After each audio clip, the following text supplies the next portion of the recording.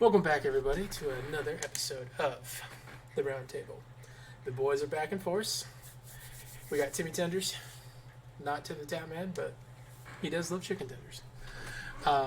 Back from his anniversary trip to Vegas, where he did not win us enough money that we can all do this full time. No, fortunately. Liar. And of course, we got Chris. How's it going? Today's episode, we're going to focus a little bit on Final Fantasy VII. Chris's favorite topic. Up there with Last Jedi. Yeah, no, there was. Right, yeah. The game comes out next Thursday at midnight for me on the East Coast. I think they said they're doing 9 a.m. for you guys. I'm not sure. Yeah. Okay, or 9 p.m. I should say. So you'll get it at a more reasonable hour. And like the responsible adult I am, I definitely did not take a day of PTO so that I could play that game all night and be irresponsible. Really sink your teeth in. Yeah. But we're going to start with a little gaming news after we go to what we're playing. What are we playing right now? It's Stutters, and if you say Honkai Star Rail, I will fly to California and stab you. Still playing it, but it's a little on the back burner now. I'm playing what's all the rage is. World? No, well, yeah, play a little bit of that, but no. I thought I was going to say Skull and Bones. No, Helldivers 2. Oh yeah, that is actually being talked about a lot. You mean Starship Troopers, the video game? Yeah. Yes, it's the Starship Troopers we never got.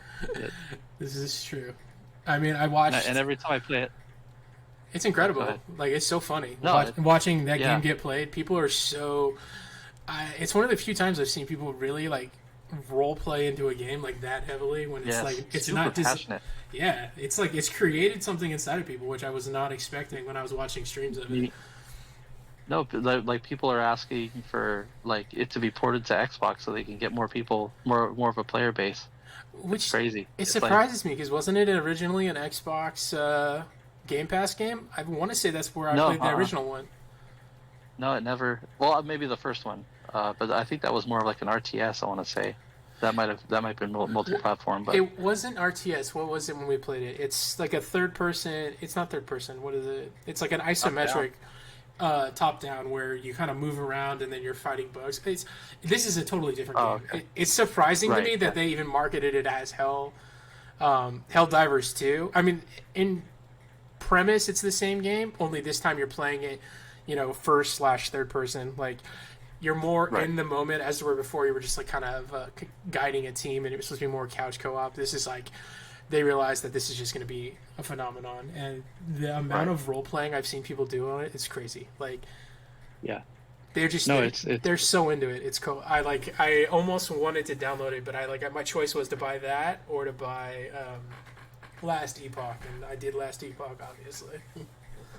I mean, and that's another huge selling point too, is because it's $40, so it's like it's super, it's super, able to jump into it, and I know every time I play it, I always wonder if this had been in the skin of like Warhammer 40,000, how much more popular it would have been.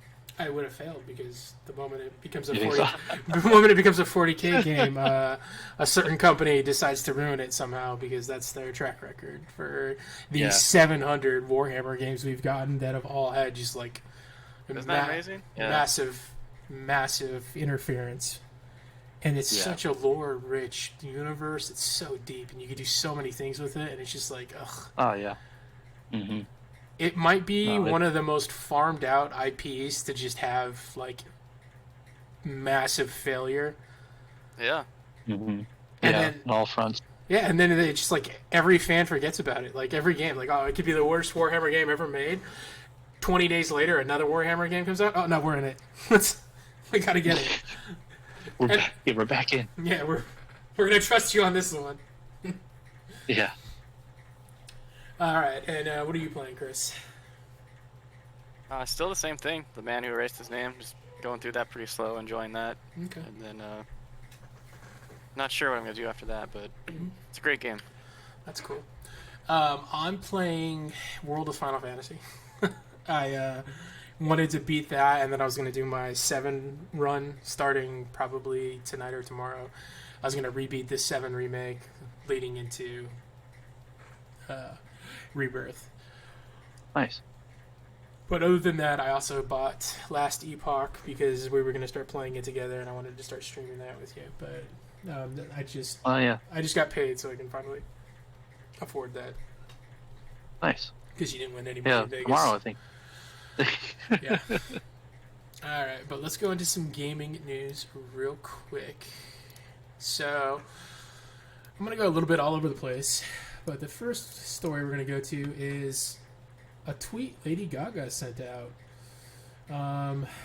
today. A gaming? A gaming tweet. And it's a picture of Lady Gaga, and her caption is, "What's Fortnite?" So the rumor is that the next big thing for Fortnite is they're going to do another live concert, and this time it will be Lady Gaga.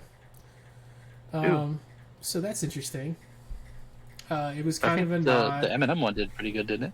I think it did really well. I think Fortnite's been one of the few games that's been able to successfully branch going like Pop real culture, life to pop culture to video game without it seeming really like exploitive or just like being bad.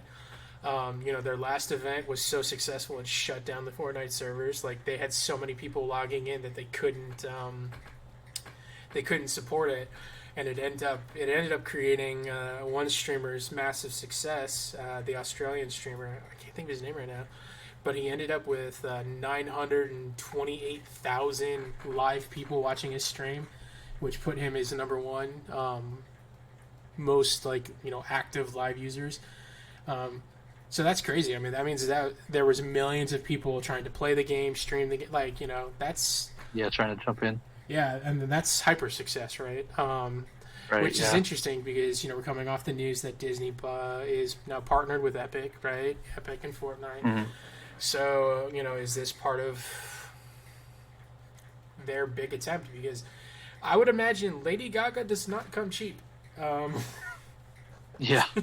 I think she still has a residency in Vegas currently. Yeah, she probably has a lifetime residency where if she shows up, they're gonna let her do whatever she wants to do. I mean, the only person I could think of that would probably pull in more like money would be like Taylor Swift right now, maybe, because her concerts, her tickets, in the nosebleeds are selling for $11,000. Right. Yeah. So it's like, I thought that was interesting. It's kind of, and she's potentially she's in the new Joker, too. Right? I don't know. Maybe. Yeah. It's possible. I don't know. I think she's who was it? The Joker's love interest. No. Oh, in this one, did she play Harley Quinn then? I guess maybe. Yeah, Harley Quinn. Yeah. Oh, okay. Are they? I guess. All right. I mean, with Joaquin Phoenix, that one. Joaquin Phoenix. Are you talking about like the one that came out 5 years ago? No, they're doing another one. Oh my God! Really? Jesus. Yeah. Yeah. Let Batman die. Good Lord. You just can't. Bring back the good Joker, okay? There's only one, and it's the one from Suicide Squad that everyone on the planet hates. And if we don't get a Margot Robbie and Jared Leto, if we can't get the Jared Leto proper movie that we're gonna get, but all right. So I thought that was cool. It had a nod because she did a tweet back in like 2019 because someone said something about Fortnite and like she's like, "What the hell is Fortnite?" sort of thing. So maybe it goes full circle, right? Because she got called out because she didn't know what Fortnite was when she's touring the planet. But I thought that would be cool, and I like to see when games do try to do things like that, and they've already been really successful with it. But maybe they'll learn their lesson this time. And if you could get a free concert out of it, that's pretty massive, right? And if that really is successful, I would love to see a lot of different games try and implement things like that into their game, just kind of domination. Where, I mean, Epic's not going to charge for it. they'll charge for the season, right? So the season maybe it'll be $24, or maybe they'll try and jack it up to like $29. You know, a premium season sort of a bullshit. And or skins. They'll probably have skins. Right. Yeah, but I mean, ultimately, right? A $30 concert. That's pretty good. Yeah. And, you know, it just leads me to think about, like, all these events and all these other little smaller things that you could just cross over, right? So, like, next year, right, let's get WrestleMania. Let's get WrestleMania to partner with Fortnite, right? I said it first. Send that check, Datum Gaming. Yeah. You know, we've got... Skin, yeah. yeah, we got... They already have John they do. Cena. No, they do have wrestler skins in it, right? But get a Rey Mysterio skin in there, Sting, Hulk Hogan. Like, come on, right? There's a very huge list that they can monetize.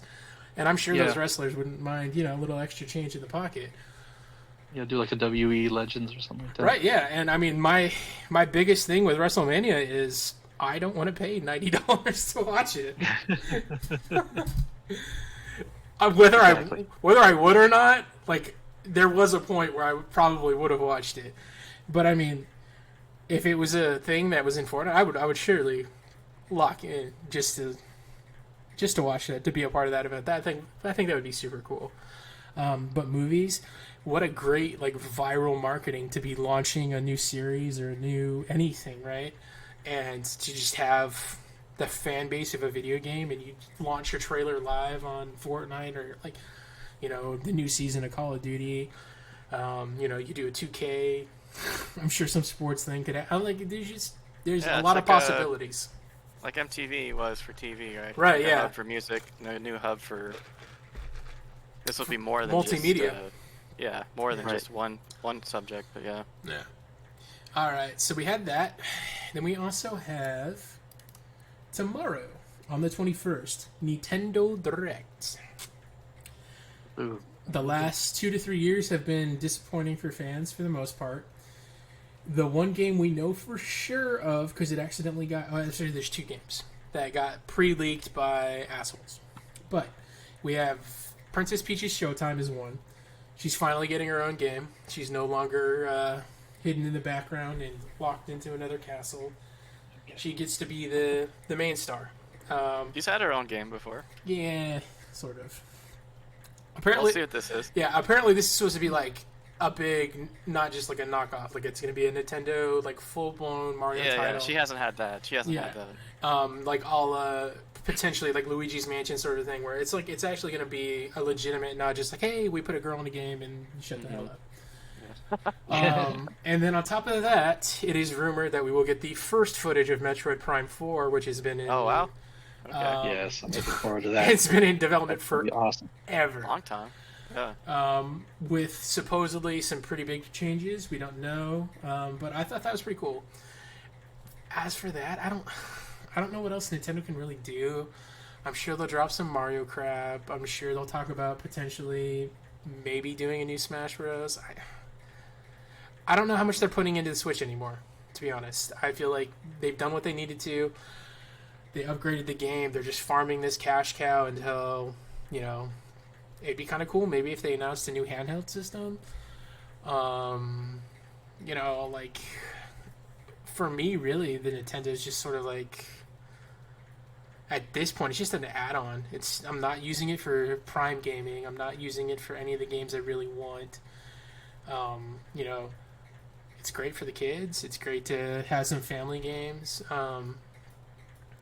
But I couldn't think of anything besides maybe Metroid Prime 4, where I was like, oh man, like, I'm actually really hyped for that. But that's been forever, too. If you take Metroid Prime 3, I can't even remember what year it was released, but I probably was in high school. It's been a hot minute for Metroid Prime 2. It was GameCube, right? I believe so. Yeah, GameCube. Was it really the third one? Yeah, I think it was one of the last, like, GameCube games. And then we were supposed to get a new one for the Wii, but instead we got the remakes where they bundled all 3 together and sold it at full price. But the biggest thing is, you know, people have been asking for a new system because, you know, you always have next gen, right? You have the PlayStation 5, you have the Xbox Series X, right? Those are next gen. And then the Switch barely even reaches like PS4, right? Does it even reach Xbox?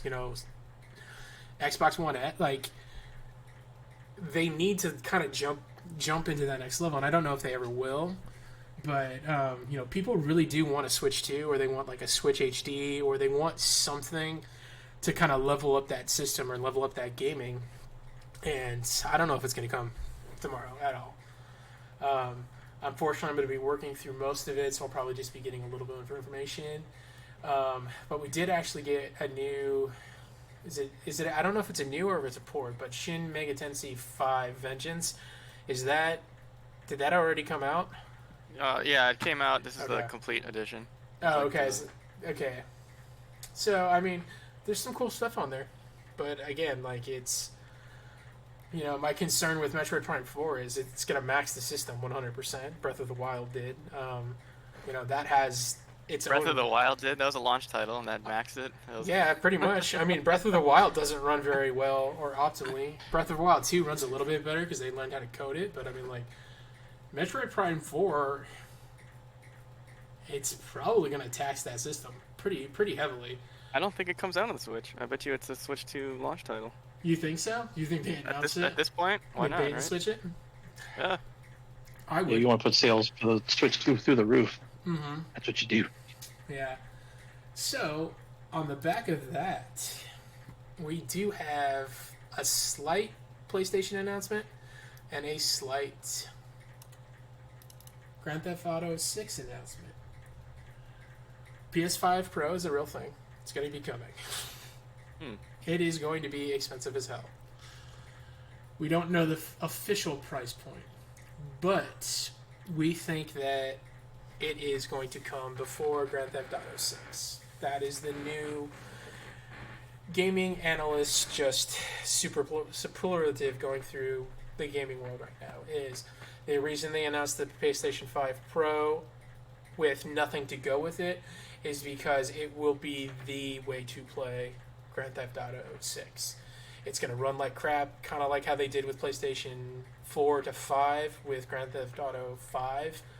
Playing them on the two different systems was a massive, massive difference, right?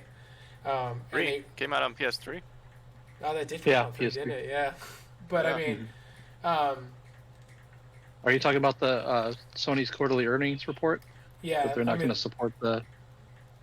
That's part of it, yeah. That Sony is not going to go into the back, but the PlayStation 4 Pro was super I guess successful. no major titles are coming out for PlayStation this year or next year. They're saying. Yeah, and so the question always became, how do you justify selling the PlayStation 5, right? The 5 Pro, and not just going to like PlayStation 6 or waiting? How do you do a half season, launch of a system?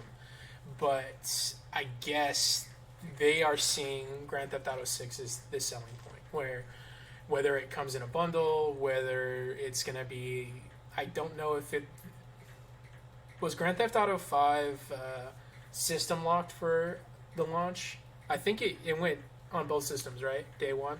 I don't remember if it was exclusive for like 1 year or something like that.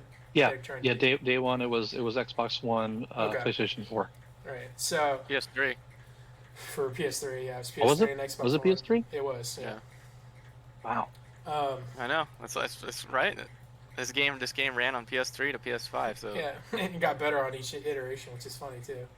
But So that's three how. generations. That's crazy. Yeah. There's your quadruple A game, right? If you can go through 3 generations of a system, you've done something right. But the hardware sales, like, on a PlayStation 5 are still kind of in that range where, for some people, in some parts of the world, it's still hard to get, which is surprising to me because, the chipset they're using. But for the 5 Pro, they needed something to sell it, and that could be the game to do it. If it runs supremely better on the 5 Pro, I think it would definitely help sales drastically. And, if we go off anything on how Rockstar makes Grand Theft Auto games, this game is going to last for 10 plus years. So, are we talking 25 or 26 for this kind of stuff, you think?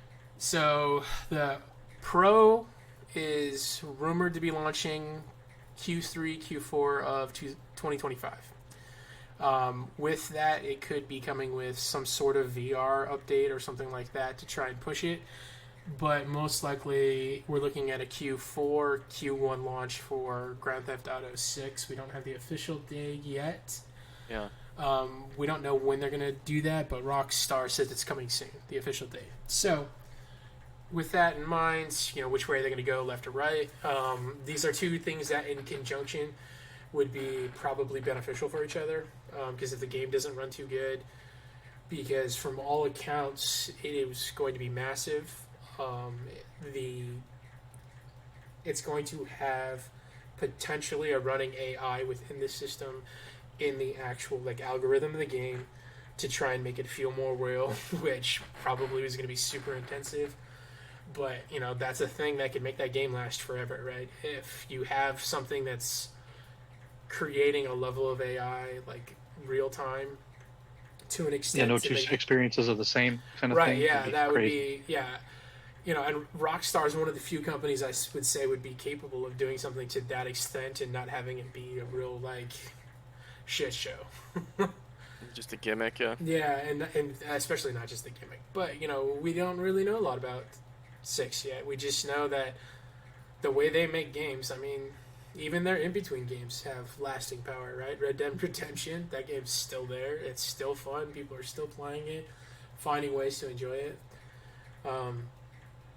Yeah, still discovering attention to detail in that game. Yeah, even, right. Years later. So, it's just it's an interesting thing. I didn't think they were going to do the PS5 Pro unless they had something to go with it. But this is definitely, that would be a huge selling point, I think. Is 1 to 2. I think that's by itself the 5 Pro. I don't know if it would have sold well. Obviously, there's just those people out there, right? The min-maxers, they're going to buy it no matter what, right?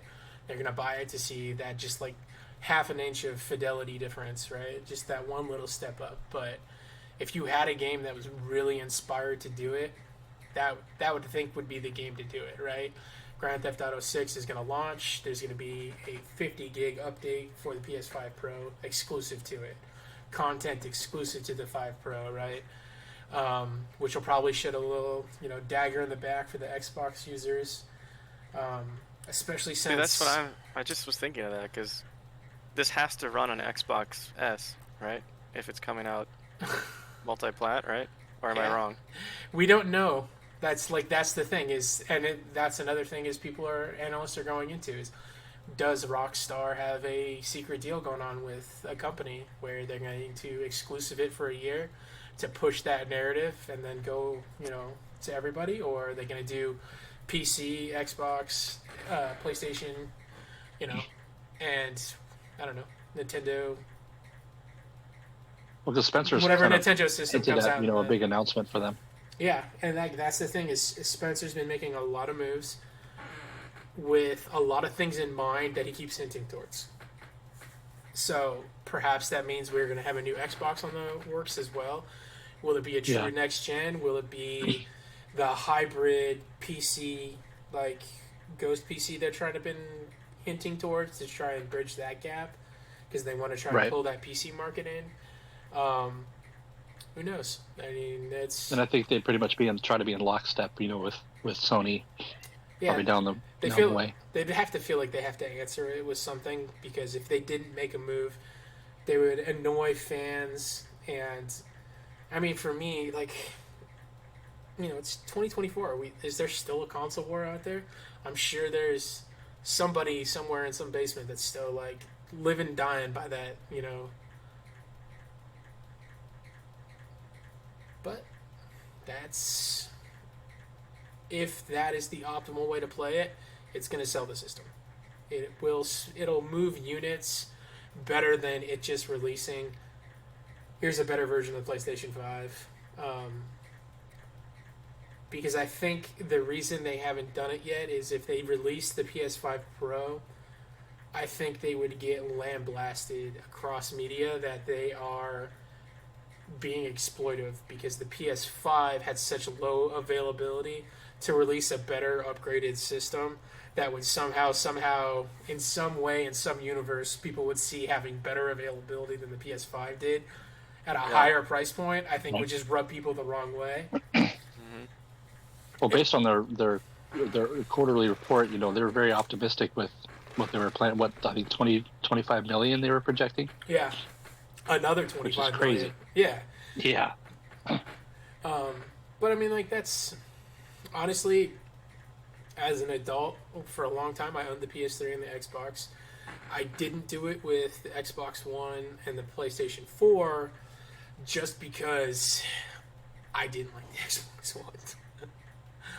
The only reason I owned it is like I bought your old one when you bought the new one, right? So it's like, yeah, that's right. Yeah, there's nothing about Xbox that I wanted it. Like, in my in my perfect universe, my what if, I just want Xbox Live on PlayStation hardware with games being universally unlocked, where you just play any game on any system with anyone in the world. You don't have to worry about anything, right? Obviously, that's not how it'll ever work because everyone needs their price point, but that would be the best way, right? Where I don't have to worry about playing a online game on a Nintendo Switch where the source code is so bad you lag like you're playing on 1999, AOL dial-up internet. I don't want to do it, right? PlayStation 5 is still not, or PlayStation, I should say, still has not figured out how to make a not, like, clunky, laggy, just system-intensive and intrusive online presence to where, like, I can jump in and out of parties, where I can do all these things. They just have this weird, funky chat room, like, it's dumb. I don't know why they haven't figured it out yet. We just get it streamlined, make it so the PlayStation Pro or the PlayStation Network Pass or whatever they're calling it now. I can't even remember. Is the Premium Pass on PlayStation? Because it's not even Xbox Live anymore. It's what do they call it now? It's Xbox Pass or Game Pass. Game Pass Ultimate. Yeah. So I mean, like, they're just trying to find ways to package everything now. But like, you got to get PlayStation has the 3 tiers. Yeah, PlayStation Plus, they did the same Premium. Thing. Yeah, they literally did the same thing. But yeah, so it's cool to see Grand Theft Auto 6 kind of getting official news because it's still, is it coming? Is it not coming? At least we've seen it. This is a trailer. Right, yeah. Yeah, but Beyond Two Worlds, we've seen a trailer for that too. Oh my 16 years later. But, that's it for my notable gaming news. Is there anything that popped out for you guys recently? Well, you pretty much covered it with kind of Grand Theft Auto, leading into PlayStation and its numbers. Yeah, just learning that they're not really going to support it kind of moving forward, not having any big titles, for the rest of the year. Like as far as like any kind of expansion to God of War, just something big, like a big IP. Yeah. What would be the next? After God of War 2, can you do another one? Can you do God of War 3 off that same series? Do you just play as the son now? Oh, Loki maybe. Yeah, he plays Loki maybe. It would feel like an offshoot because that game just sort of had a very nice finality to it, essentially. It'd be a hard sell to sell it. It's kind of like in that, like, we got to reboot it into something new sort of phase. And I feel like a lot of series are kind of like at that point too, where they've gotten to the point where they feel like they've gone as far as they can, so they need something to either step up or to just radically change the gameplay on it, or it's just like the stories have just been so played so commonly that they feel very redundant. A game like that for me is like Tales. I love Tales games, but the last 3 Tales games didn't finish. Got bored playing them. Just felt very... Yeah, they were rough. They just felt cashed in. Like, there's just like, here's a game, put Tails in front of 3 different words, add a bunch of DLC and potions and gold or not gold, it's gold, and AP increases and like make combat easier. Here's easy mode. It's just like, come on, man. And every game launched with they had pay to win, I think, too, didn't they? Yeah, it's every game launched with like 100. Yeah, literally it is. You can earn extra experience, extra items, extra gold. You can earn it's literally a marketplace that launches with every single game, and each marketplace, like if you bought it all, I think it's like $120 additional. And it's launched with every single game. 10 times gold, 10 times experience. So just to make the game easier? Is that that's what pay to win means? Is that what you're saying? To that extent, yeah. Yeah. It's just kind of like a skip, like I think you can buy levels or something like that. Well, it's like, Capcom did that with Resident Evil, right? You could buy the unlocked guns for your first playthrough, so you can buy unlimited ammo. Ooh. Oh yeah, and a map that shows you where all the collectibles are. It was just like, what's the point of playing the game, right? Like, you literally have everything. So I don't know. I would never do that. But... Just another example of why the whole monetization thing is just a cancer. Yeah, well, and it's just in Tales, it just feels very apparent because it's the same exact package in every single one they've released since.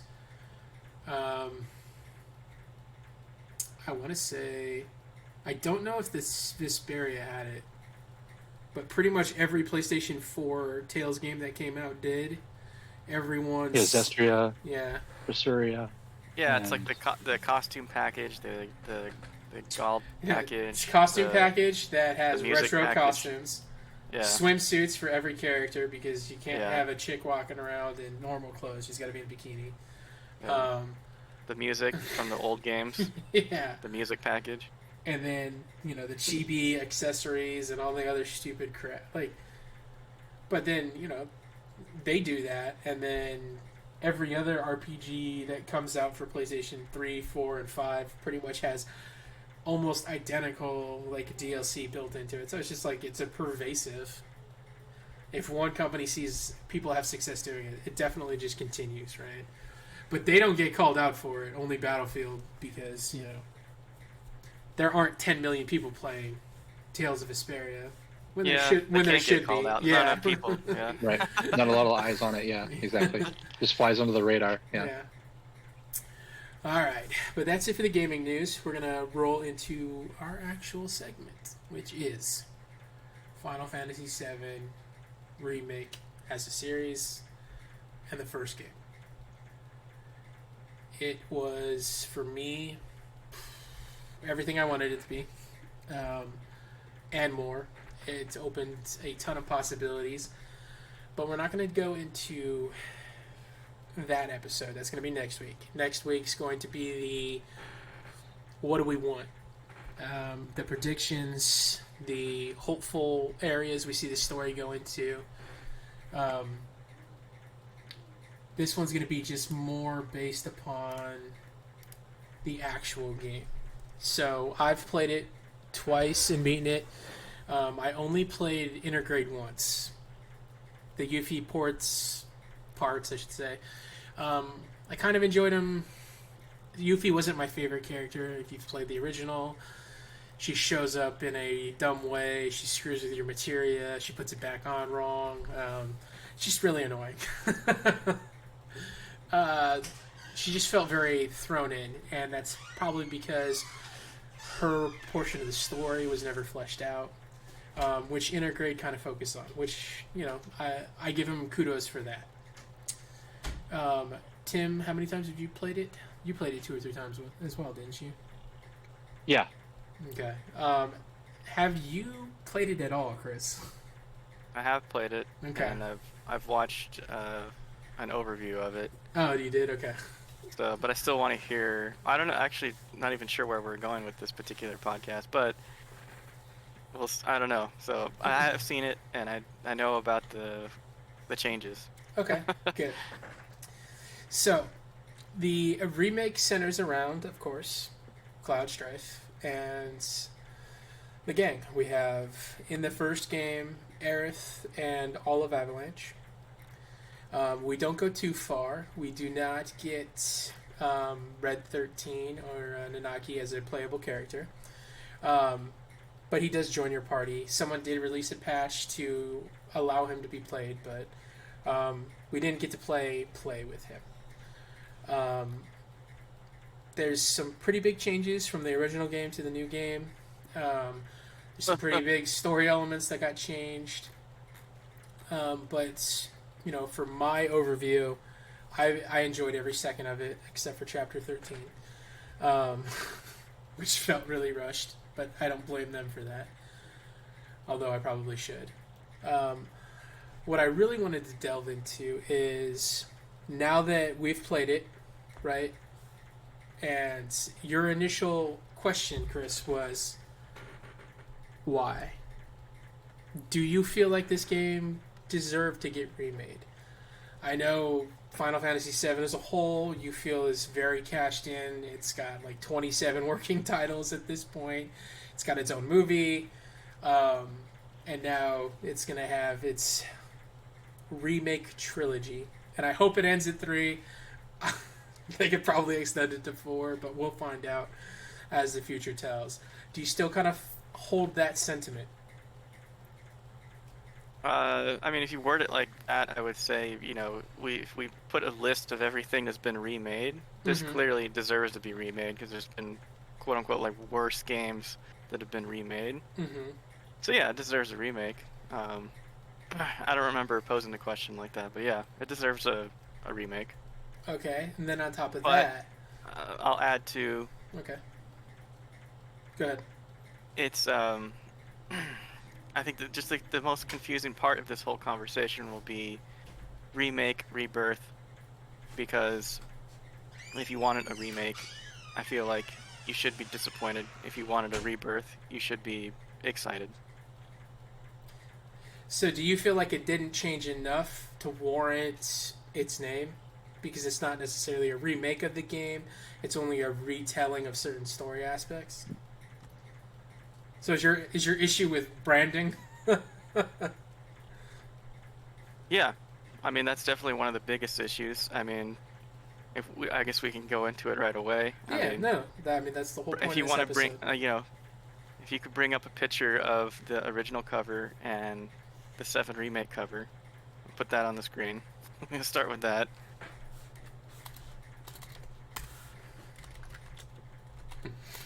Keep talking, I'll do it. Yeah, it almost feels like they're going with like a theme of like an R theme, and Do you want like the PlayStation cover pictures? Yes, yeah, the PS1 cover and then the 7 remake cover, right? Okay.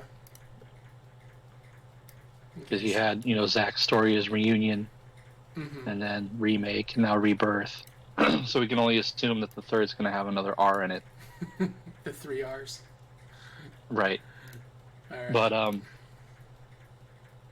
because I think what people say, there's remake, and then I think if it was called like remaster, I think that would more imply that they were going to pretty much stick to the same story, but just update the graphics. All right, so we'll start here. So this is on purpose, right? That they chose this to mimic the exact cover of the original, right?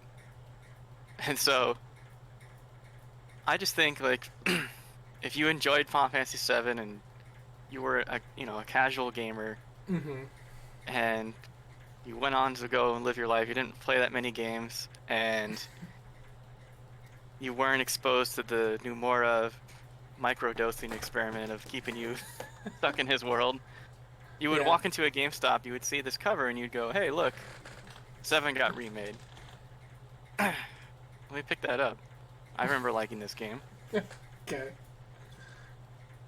I'm honestly positive that someone did experience this. Yeah. Yeah, I could see that. Yeah. And if we could find a picture maybe of the back of the cover too. I don't know if there's a back, but let's see. Because there's a line in the back that, if we can find it, I'll be curious if you think that they put it there because they wanted to or they had to describe what this is, to not get called as false advertisement, basically like 100%. Hold on. I knew I kind of figured that, going into it, that it was just pretty much 7 with a fresh coat of paint, that they were going to more or less tell the same story, but maybe, Okay, so update some of the dialogue. But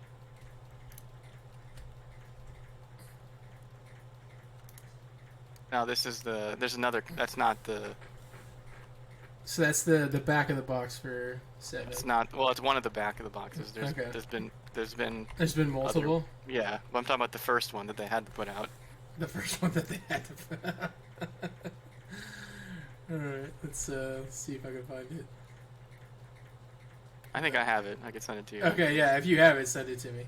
Let's see. Let's see. So, is it this one? The Crisis Returns?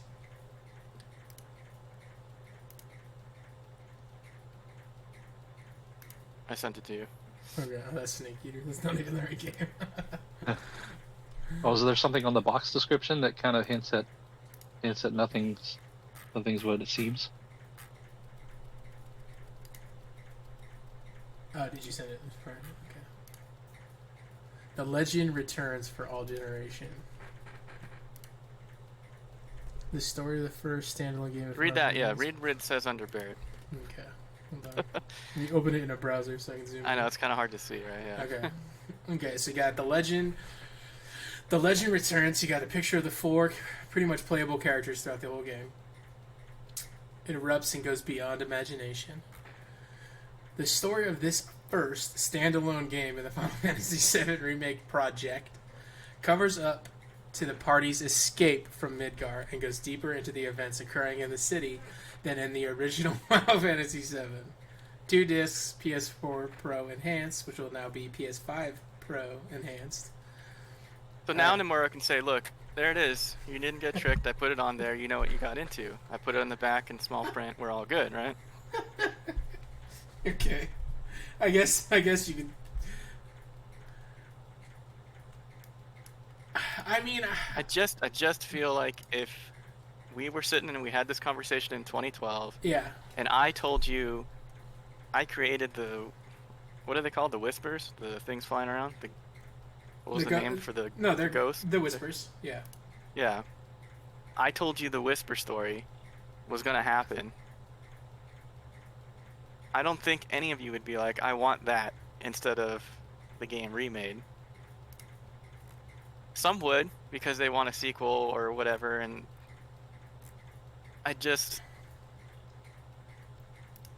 there was this foot in the door tactic that happened where now people have a foot in the door, and it's a thing that works, right? You get someone in, and they're already halfway in, so whatever happens is great.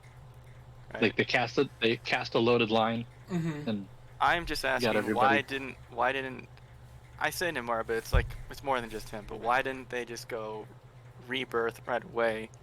Final Fantasy VII 2. You know, they eased us into this process of everything changing by this marketing of the first thing being called a remake. The cover look exactly the same as the original. You know, that's, I feel like, deceiving a customer, thinking like I'm getting the game that came out in '97.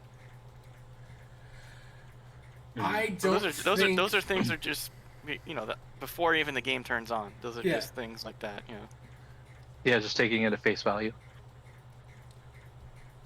Okay, so we'll take this all the way back. Okay, well I gotta find it now. I wasn't gonna pull it up, but we will for this because you're bringing up a good point. Okay, so the first expectation was set was the PS3 tech demo, right? Was correct. The tech demo from 2005. So this tech demo came out. Let's see if I can find the original one.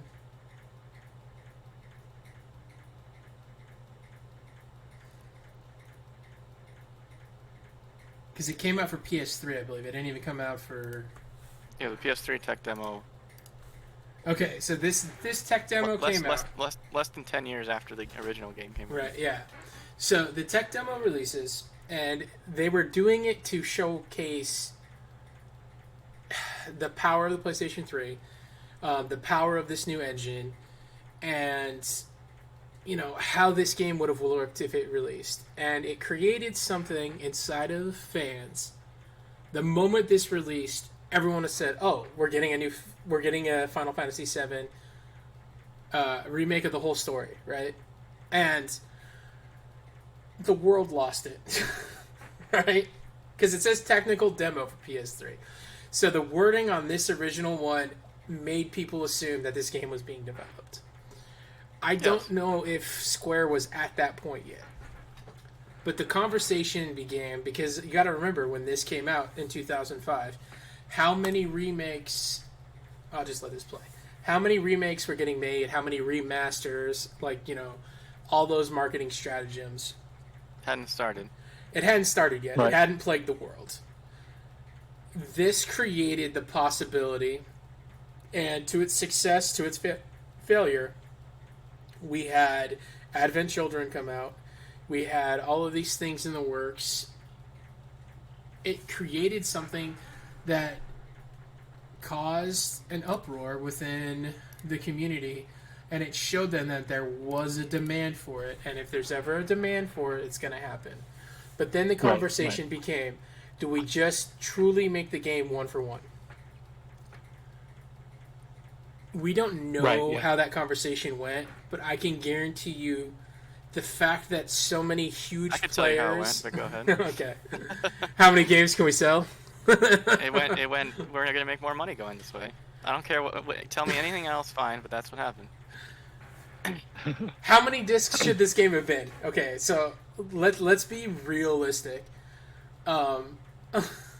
This game already came out at 2 discs for just what we got.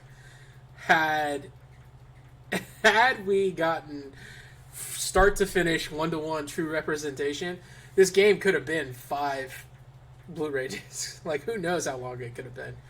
And that's without changing anything. But the conversation, I think, has to do with the fact that the people that made Final Fantasy VII no longer work for this company. My cat is literally sitting inside of my drawer. Okay. What are you doing? Get her. Hold on, I gotta get her out. You complain all you want. Come here. And then it became, if we're gonna make it, and we're gonna make it one for one,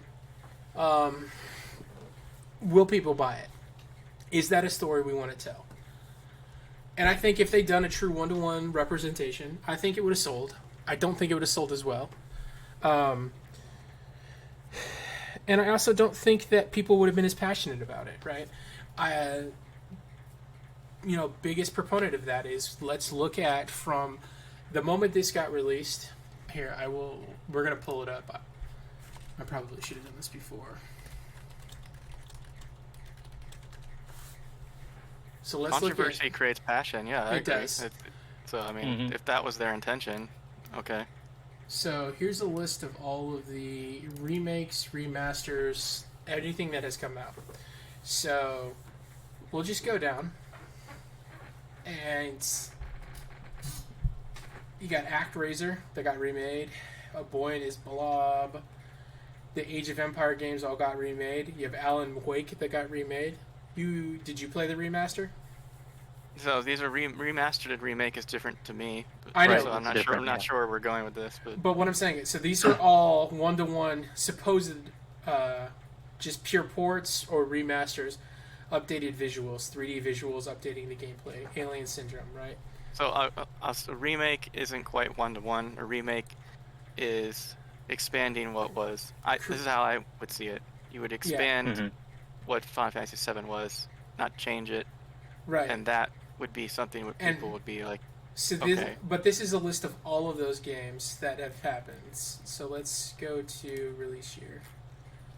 Obviously, Centipede has been remade and remastered a billion times. Missile Command, so all of these games don't necessarily have a lot to change to them, right? They're just kind of like, we're trying to make the game more accessible because no one could have played it, right? And these had marketable success to probably some degree. Bard's Tale, I would say, is probably the best. This was successful on a high degree. All of these, I think, just continuously get remade. I don't even know if you consider Super Mario Brothers it's being remade. They added color to it, but I mean that is one, right? That's never really changed. They did all the different Bard's Tales. Then you got Dragon Quest. So, what's the difference between this being remastered, right, where it's updated gameplay mechanics, updated UI, updated graphics?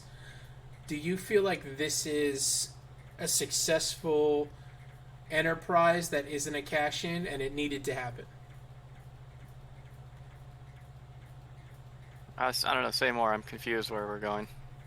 So, you feel like they kind of misled people or they misrepresented the situation because they changed gameplay elements, right? These games did not change gameplay elements. They're just purely visual upgrades. Gameplay upgrades, right? Every single Final Fantasy has had that happen, right? We've gotten a better fidelity version of the game. Mm-hmm. Do you feel like those have more right to be in existence than Final Fantasy VII Remake as it stands, because it is just 100% a new game? Looks different, plays different, has a different story. Leans on the elements of the original games heavily, but for its own regard, it is its own story being told. I mean, you're not. To me, you're not playing Final Fantasy VII when you're playing these games right now. It's so different. I don't even know how. Which is what I wanted. Yeah, no. When they announced it and they said that we're changing the story, I was so excited. I was in the camp. I didn't want a 1-to-1 translated game because this list, I didn't think it was actually going to be this long. These are just cash-ins to me. These are more of a cash-in than Final Fantasy VII Remake, in my opinion. These didn't do anything to the game. Maybe they made it more accessible to a wider audience, and maybe that's the problem. Right, I had like quality of life changes or something. But 7 already had that. We had the 7 PC edition, which upgraded everything to 1080p, upgraded the visual effects on it, did all those other things. Then we had Final Fantasy VII HD edition, I think, maybe? Is that what it was called? When they released it on the PlayStation Store? Yeah, and then the PlayStation Store, where you can play the game and you can have God mode. You can have infinite life, infinite limit break, turbo edition. You can speed run the game.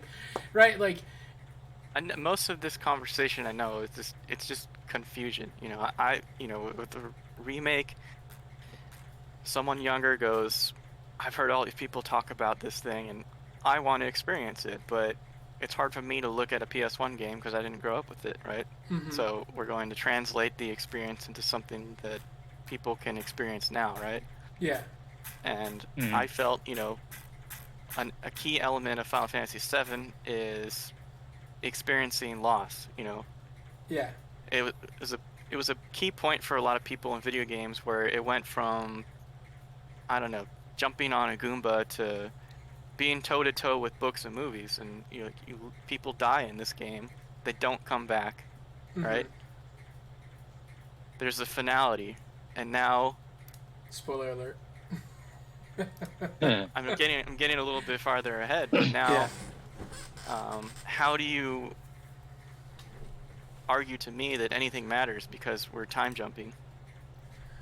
My argument is it's a new story, so we don't know the direction they're going to go, and that gives it We're not reviewing this part.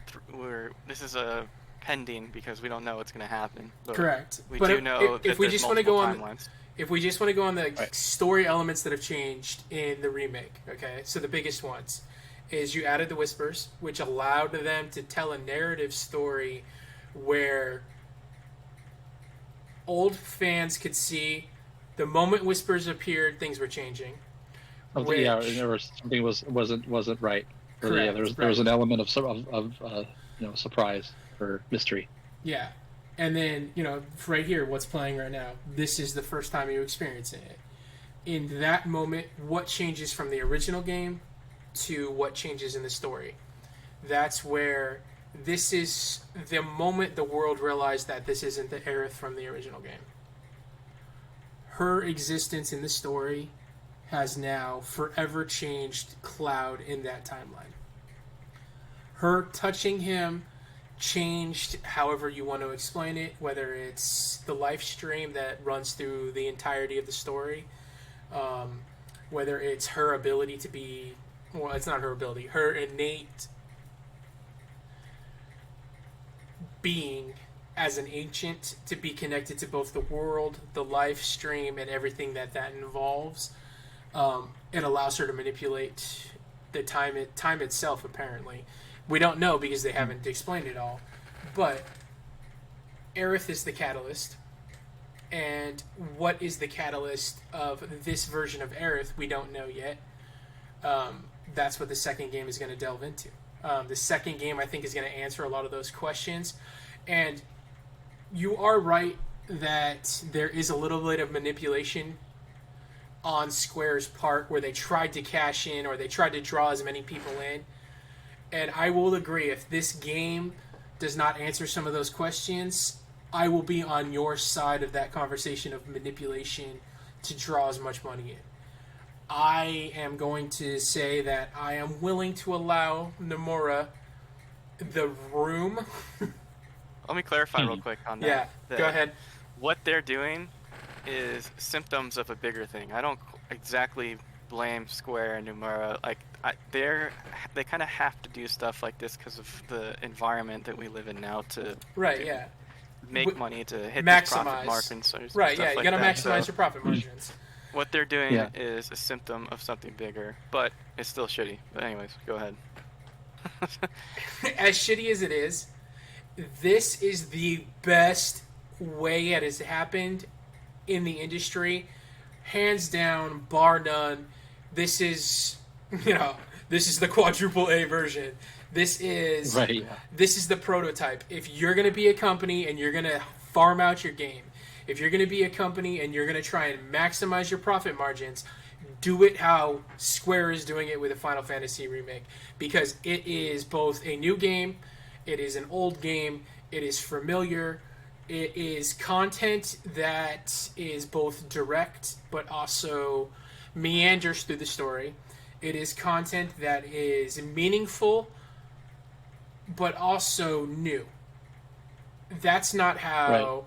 I'm going to throw my favorite game out here, okay? That is not how the quote-unquote remaster of The Last of Us is. That game is just farming itself for cash. There's no real change to it other than a visual fidelity change. Now, obviously, they did do a little bit of changing to the story because of what has happened in culture to make things more... And this is going to be in line with how Neil wanted to tell The Last of Us, but now that there's been so much media backlash, they had to change things. The reality is, remakes to remasters are farming their franchise for cash to capitalize on fandom. This game, as it stands, the Final Fantasy VII Remake, to me, is not a cashing in on fandom. It is... No, it's too much work put into it to say that. Right, but no other game has even come close to that. If we go through that list of games, which it was 587, by the way. I went down to the bottom. 587 games have cashed in on this project stratagem. This game is not that. And that's why I'm willing to have the investment into... If he wants to make this 4 games, I'm going to go out on a limb and say it deserves it. The first one for me was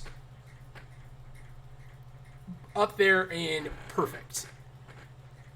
Not perfect as in a perfect game, but perfect in its execution to tell Final Fantasy VII in a fresh way that felt meaningful, that felt respectful, but also felt like there was enough elements that they were telling a new story.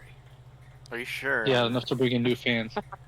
As a mega fan, as Final Fantasy VII being my favorite... Are you sure the Whisper is you've read more books than me, watched Yes. 10,000 more movies than me, and the Whisper concept is fresh?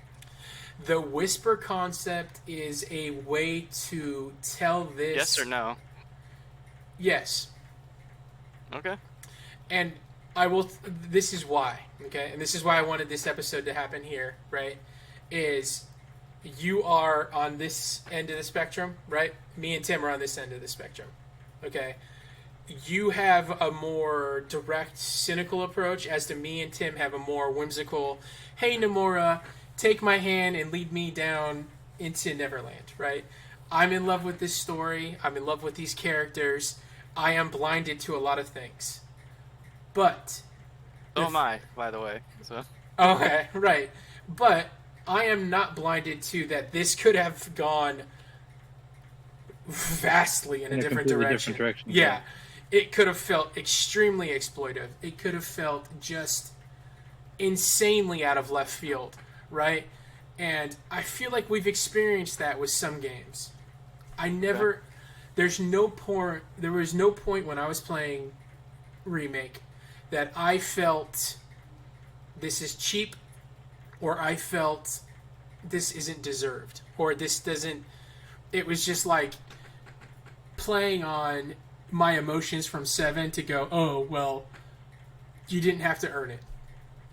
The Whispers are the catalyst that allows that to exist, that to me helps make it not cheap, as to where definitely... Let's go back real quick, though, just to Okay. make sure I'm getting this right, because you guys played the game and I just watched an overview. The Whispers is the planet trying to keep the same timeline intact, right? Okay. Did I get that correct? Or go ahead and explain it. Yeah, TLDR, pretty much. Yeah, too late, didn't read. Yeah. Let's use Endgame and Marvel as a comparative. In Marvel, they say that it's string theory, where the moment you divulge a timeline, you create offshoots, and each of those offshoots become their own story, or they become their own active participant, that they become a real, or they have enough finality that essentially by erasing their existence, you are murdering billions of people in that timeline, okay? Right. For 7, what they have done is the Whispers are a warden of time. The Whispers appear in every moment that Destiny, which is, you have the original timeline, right? You have the 7 remake. Mm-hmm. How did they tell this story so that anytime the remake diverges away into its own story element, how do we tell that story? They chose to allow the Wardens of Time to exist. So you have the Whispers. Every time the Whispers appear, they're appearing as a narrative to where Destiny is fighting against itself. Cloud. So they appear when something is different from the original. They appear to try to bring it back to the original. Correct. They try to overcorrect the time. Yeah. Correct. Yeah. So the first time it happens is Aerith touches Cloud. So what we have now discovered through Remake is this Aerith is not the Aerith of the original game. Our Sephiroth is not the Sephiroth of the original game. However, this Cloud potentially is the Cloud of the original game. He is now on a completely different trajectory, right? Because of... She didn't touch him in the original, right? She does not touch him in the original. No. That is where the game is exactly the same. It's a one-in-one interpretation until that moment. So let me go to it because it is in this trailer. The moment she touches him, you see whether it is the essence of this. I don't know what it is. We don't know if it's the life stream or if it is necessarily time changing. Okay? So for Marvel, what they said is that time is not multi-directional. It's going in one direction, right? Time cannot be changed because it's only it's fluid. It's only going in one direction, right? It's like a river, however you look at that.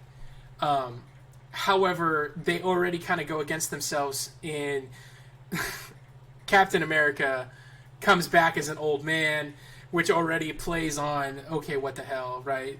Time did change. Right. The world did change. All of those things that they tried to say, but it's fine, right? It's a movie. It's supposed to be fun. They did the best they could. 7 has the ability to where they are now using the whispers as a story element so that there is finality in that there is an outside force trying to correct the timeline so that there aren't splits in the universe or there aren't splits in the timeline, right? That is something that I didn't know if I was going to enjoy, but I actually do. Because it lets there be another element to the story that could potentially be another villain. It's not just Sephiroth. It's not just one character pushing a narrative. There's something else behind it. Sephiroth is both the villain, but also there is something fighting against him besides Cloud, right? The tagline of, is 7 seconds enough? Mm-hmm. Is that just going to be... perhaps, but... Is it Final Fantasy VII, Seventh Heaven?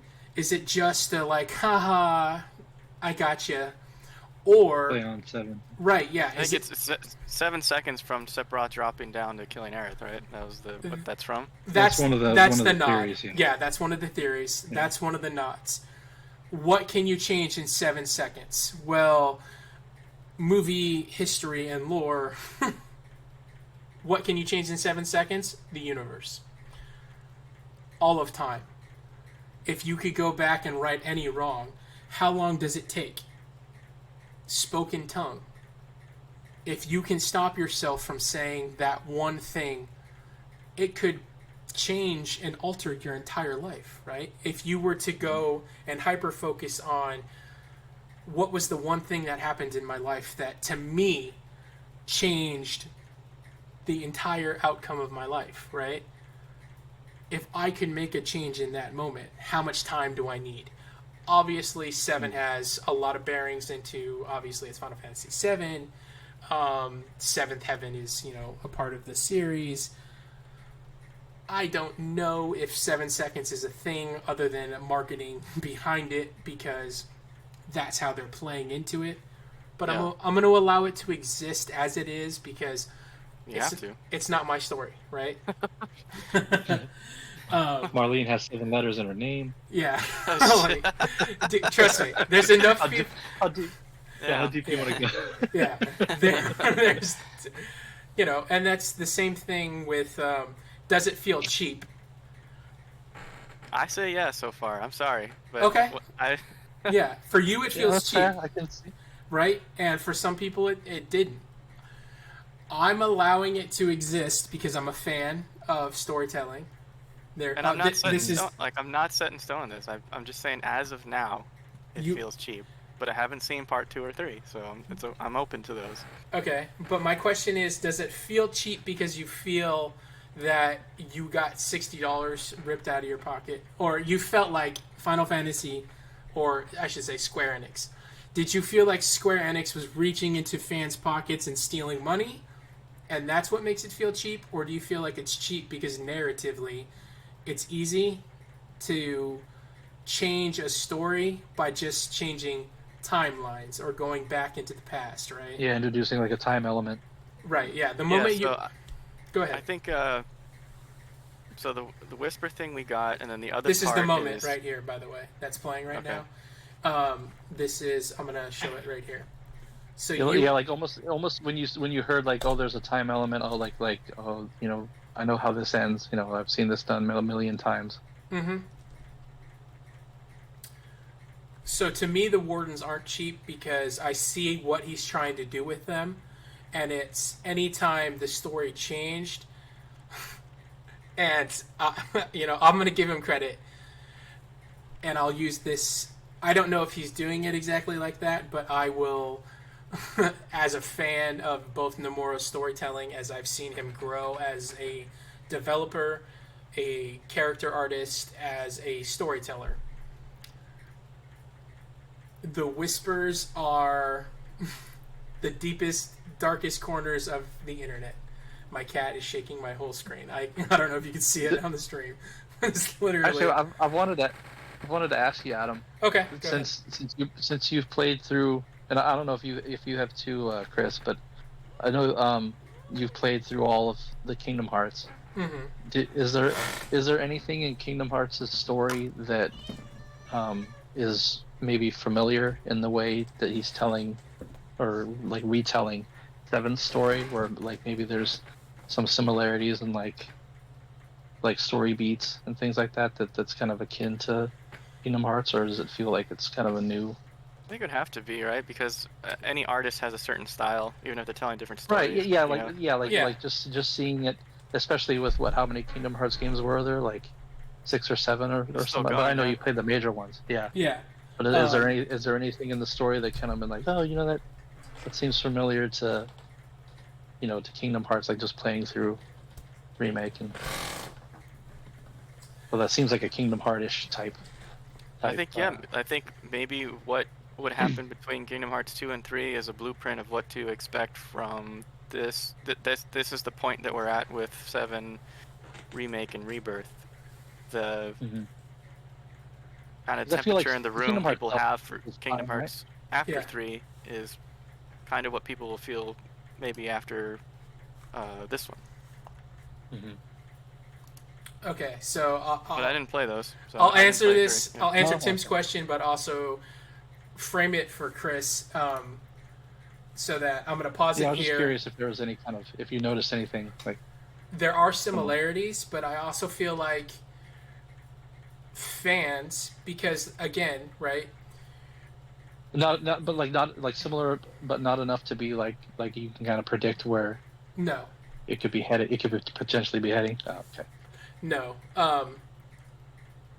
Well, it's infinite. Like it does timeline, right. So right. You can't predict anything. Exactly. You can go in any direction, but for the conversation, I'll push it forward so that there's both progress for the stream, as well as we're progressing this conversation. To Chris's point, the whispers to me don't feel cheap because he's using them as a narrative to tell a story. Where I will frame this so that perhaps this will be enlightening. If we look at the whispers as both a narrative tool, but also a way for Nomura to battle what happened with Kingdom Hearts. Now, I'll offshoot for just a second. What happened with Kingdom Hearts is, if you don't know, Nomura developed Kingdom Hearts 1 and 2. He was going to make Kingdom Hearts 3. Then he was going to make Kingdom Hearts 4. What happened is he was removed from that because he took over all of Square Enix's projects. Okay? He didn't get to tell the story he wanted to. And I don't know where necessarily he was going to go with that, but Xehanort is the protagonist and the propellant, as in it is the driving factor of Kingdom Hearts as a whole, as a story. You find out that Xehanort is both like 36 different characters, 36 different Marvel, timelines, all packaged together. he's the focus and the focal point as the driving force, because he apparently is semi-omnipresent, where he knows Sora's history as well as his nobody, which it's its own conversation that can go a billion degrees. Where I will say that this is different to Tim's answer, or to Tim's question, is at this point, we do not have a nobody for any of the characters in Final Fantasy. There are definitely diverging plot lines or diverging characters, but we don't have any moment where, in my opinion, I feel like the nobody-ish story of where Sora exists, Sora's past exists, Kairi exists, Kairi's past exists, in a way that felt weird or undeveloped. And that's because he was removed from the project. Another person came in and started developing the game, which is why the game feels weird. You can definitely see it. And again, in Final Fantasy XII, you get the same thing. Where Sakaguchi stops developing Final Fantasy XII and the new team takes over, the game feels different, right? We don't have to worry about that because Nomura is involved from start to finish at this moment. We don't know. I can't predict the future, right? I can't predict something happening where Nomura gets removed. As we've seen with last episode, right? If he was to unexpectedly die, right, and doesn't tell the rest of the story, we'll never know. But at the moment, we are going to get a full-fledged, start-to-finish Nomura telling of Final Fantasy VII, as to where Kingdom Hearts now will forever be tainted because we don't know Nomura's start-to-finish product, right? That's where I'm going to allow him room to breathe and tell this story in a way where maybe other fans aren't, or where Chris feels it's cheap or kind of a cash-in. I'm going to allow him to have that because I understand, as a fan of both Final Fantasy and Kingdom Hearts, he didn't get to do that with Kingdom Hearts because he was removed from the project to try and salvage, again, this will go full circle, and why I think Final Fantasy 15 is the worst Final Fantasy in existence. He tried to salvage 13 different series and got stretched thin and got pulled in all these different directions to where, you could tell every version of the game suffered, and every game he was working on suffered because of that, right? As a creative person myself, if I was trying to tell 36 games and understand all of the things going on and all the plans that are going on to it, when I write in a way where I know where the story is going. So literally, I can do things, or I can try and tell and craft a story in a way that allows it to breathe, so that I give myself room to tell that story. That's what Kingdom Hearts was trying to do, because he was trying to tell an ever-evolving story that he was in love with. He was in love with those characters. He was in love with all the things that it could promise. But he was removed from that, and somebody else came in. This is what I am hoping is he doesn't get removed. No one else comes in to tell a new story. They allow him to finish what he started. There are similarities to answer Tim's question. There are similarities because Nomura is one person and he has a style. For Chris's answer, it's like an artist or a musician. Or I'm going to try and correlate to something that I know will just tell him. Have we ever seen a musician essentially write the same song but at different points in his career and have it be the same? We haven't yet. Fans don't like it. They love, little itty bitty version of a band when they fell in love with it, but they don't allow that band to evolve, right? And it burns artists out. We've seen it happen multiple times. And I think it goes for directors, multimedia. Let's just go in all things. Movies, books, music, right? On all levels of fandom, suffer from the fans that love them. Because fans love them for personal reasons, because they'll watch a movie that correlates to something in their life that makes it mean more, right? They'll play a video game that has more meaning to them, right? Chris has a relationship with Mother that not everyone else does, because he played it at a time in his life where it was crazy, right? It made an impact, yeah. Yeah, it made an impact to him. 7 for me is that game, right? 7 has a lot of meaning to me, but I am willing to allow it to mean more because it means more to me, as to where there are definitely fans out there that didn't have that sentiment, right? They hated it because it was a different game. They hated it because they added, time ghosts.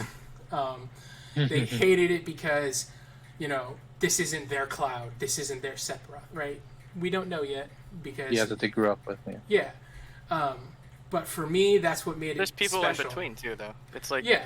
We're talking about the 1s and the 10s. Yeah. There's also just constructive criticism, I think. Critical thinking. Mm-hmm. I wouldn't just say hated. I'm going to both extremes. Yeah. It's just, how could anything matter when anything can happen, is the question I kept asking myself. And that's where, for you think the game should have started with Rebirth, right? And Rebirth should have been 1 and 2 together. Is kind of what I'm hearing from you, essentially. Is that what you're kind of saying, if I was to put it in a very short box? Do you feel like Remake shouldn't have existed? I am shocked at your response to this, because I just feel like, as a writer, he took the ultimate, it would be like something I would choose, because I'm not a good writer. I'd be like, I'm going to choose the timeline thing because that gives me the ultimate flexibility. It's like out of all the powers you can choose before you write a book. It's just like the... Okay, so I was going to save this for next week, but to help you understand my feelings... Yeah. What I experienced in Remake leads me to believe... I mean, I have a ton of theories, right? Which we'll get into. I don't think it's time, okay? To where you feel it could be cheap, or it could have been the easiest way for him to tell that story, right? I think he's disguising what he's trying to tell as a story narrative in the Whispers. I think it's the live stream, okay? I think the Whispers are the live stream trying to overcorrect to protect itself, because if you take the original game and how it ended, right, the story and the lore is ancients exist tied to the live stream because they're connected to it. So when Aerith dies in the original story, she falls into the live stream and becomes a part of it. Advent Children, as a movie, said something was poisoning the world, and they called it Reunion. Geostigma. And Geostigma. Geostigma was a disease that was infecting people because the world was sick. This leads to the ultimate culmination and Cloud coming to this understanding that his strength is love, or his strength is his ability to care about everybody else and not himself. Mm-hmm. I think the Whispers are, again, a narrative to tell the story, but ultimately it's the live stream trying to protect itself because an event happened in the original game, which is Aerith returned to the live stream when Sephiroth killed her. Yeah. The live stream was battling Sephiroth and his mother, which is the Genova cells, which is an alien species and alien DNA that was the meteor that hit Midgar, right? Yeah. Right. And created the scar. Or hit the planet. Yeah. And hit the planet. So, and I'm going to go way, way, way back. Final Fantasy, the spirits within, the original movie that everyone hated because they didn't make sense, is Nomura's roadmap to what he believes Sakaguchi was, whether intentionally or unintentionally, telling with Final Fantasy VII, using the life stream or time as a correlative comparative, right? I think that the time ghosts, as the world has deemed them, I think the Whispers are trying to rectify because the life stream is life itself, right? If the life stream dies, the planet dies. Is kind of how he says it. It's the blood. Yeah, It's the blood, right? So magic exists in the world. They use it in this game as ancients are the only ones that can cast magic without materia. The world as a whole can only cast magic with the use of materia as a product because they have advanced beyond any of the other Final Fantasy games when it comes to technology. And Shinra, as a company, is poisoning the planet because they are sucking the life stream out to create nuclear reactors. Nuclear reactors are powering the entire city, right? Mm-hmm. Avalanche is a response to that and geoterrorism. This is where Wutai will eventually play into it, and we'll get to that in a second. But to your question, do I think it's cheap or do I think it's a bad ploy or an easy cop out? I don't. I think he has five-headed this, and he's 36 moves of chess ahead of the fans, and he has to be because the fans are ravenous, right? They don't hold back. They are both positive and negative forces, and hint, hint, wink, wink. I think fans are Whispers. That's his way of making fun of both fans I heard and honoring. It's funny. The video I watched talked about this concept.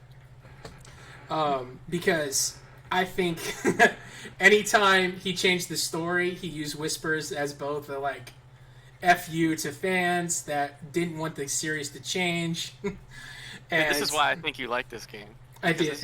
You see life like Nomura, where you're just like, F you, I'm smarter than you. My story is good. But my question is this. Yeah. It's February 20th, 2024, right? Mm-hmm. We've opened Pandora's box that Final Fantasy VII characters can travel through time. At least two of them, right? At this point, yes. At least two. No, three. At least two. Zack. Okay, so three. Because Zack would be the third one. We don't know which version or which timeline Zack is from yet. There are rumors. Or there are theories. Do we trust Square Enix from now until all three of us death that they, after these two games, they won't go, look, we can touch this again because anyone can travel through time, anything can change, we can extract from this honeypot whenever we need to going forward. Mm-hmm. There's no fear of that for you. This is just going to be, is a pure positive, and these two games are going to come out and it's all good. I will never trust Square. I will never touch a game producing company to not violate every writer sanctimonious or they will always try and do it. Do I trust Nomura to tell a complete story? Yeah, that's true. I'm separating between him and the whole entity. Right? I trust Nomura, and I will let Nomura tell this story. Just like if it was Sakaguchi, I would have trusted him to tell this story because I believe in him. And I think that he has the ability to do it. I think he has the narrative know-how, and from what I've seen from Kingdom Hearts, for Tim's question to this, I see correlation in Kingdom Hearts was taken away from him, and this is his ability to tell a full, cohesive story from start to finish without losing control over it. And I hope he gets to tell that story. Yeah, will Nomura take us to the promised land? Yeah, and I think Kingdom Hearts would have. Because remember, Kingdom Hearts was his, it wasn't Sakaguchi's. He's always had Sakaguchi's shadow, right? He's always lived in it. Kingdom Hearts allowed him to step outside of that, but then, at the same token, there were fans who were like, well, Kingdom Hearts is still him living off of Sakaguchi's memoir, right? Because it's Final Fantasy, right? It's Final Fantasy characters. It's Squall. It's Cloud. It's Bart. It's all of these heroes. It's all of these characters we love inside of, Sora, right? And then he goes even a step further and he brings in Disney characters. And people are like, well, what the hell? Right? Now you're just playing on two different fandoms and two different characters. Like, you're not telling a story that people love, right? You're just preying on people's childhoods. And I don't think that was the case. I think he tried to do something extremely compelling, and I think he was succeeding. I think he was doing an incredible job. I think the issue is what happened is what does he expect you to have played by the time the third one has come out to understand his story? Just 1 and 2. I think he So not the movie, not Advent Children. Maybe we don't know yet. Ever Crisis, not. I don't think you're going to need to. I think he will tell enough of the story inside of this game, where if he was bringing in those elements to it, which I believe he is to some degree, it will be apparent inside of the game, and you won't need to have played. You won't need to have played 1 to play 2. I think it'll help, but I think he'll do enough exposition and he'll be able to tell a story. Now, I do think with the third game, if you haven't played Remake and Rebirth, you're going to struggle heavily. And I think that's the challenge he's going to have with the third game, and where he's going to need to be Alpha Chad, Big Dick, F you Square Enix, do not change my story to make this more marketable to people. That's a tough, right? Cause, it's going to be a hard thing for him to do.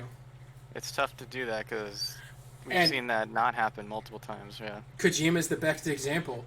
Kojima's like, I don't want to make this game accessible to people. I want to tell Snake's story, right? I want to tell the Metal Gear story how I need to tell it as it fits into my narrative. And Konami is like, no, you need to make this accessible to people, right?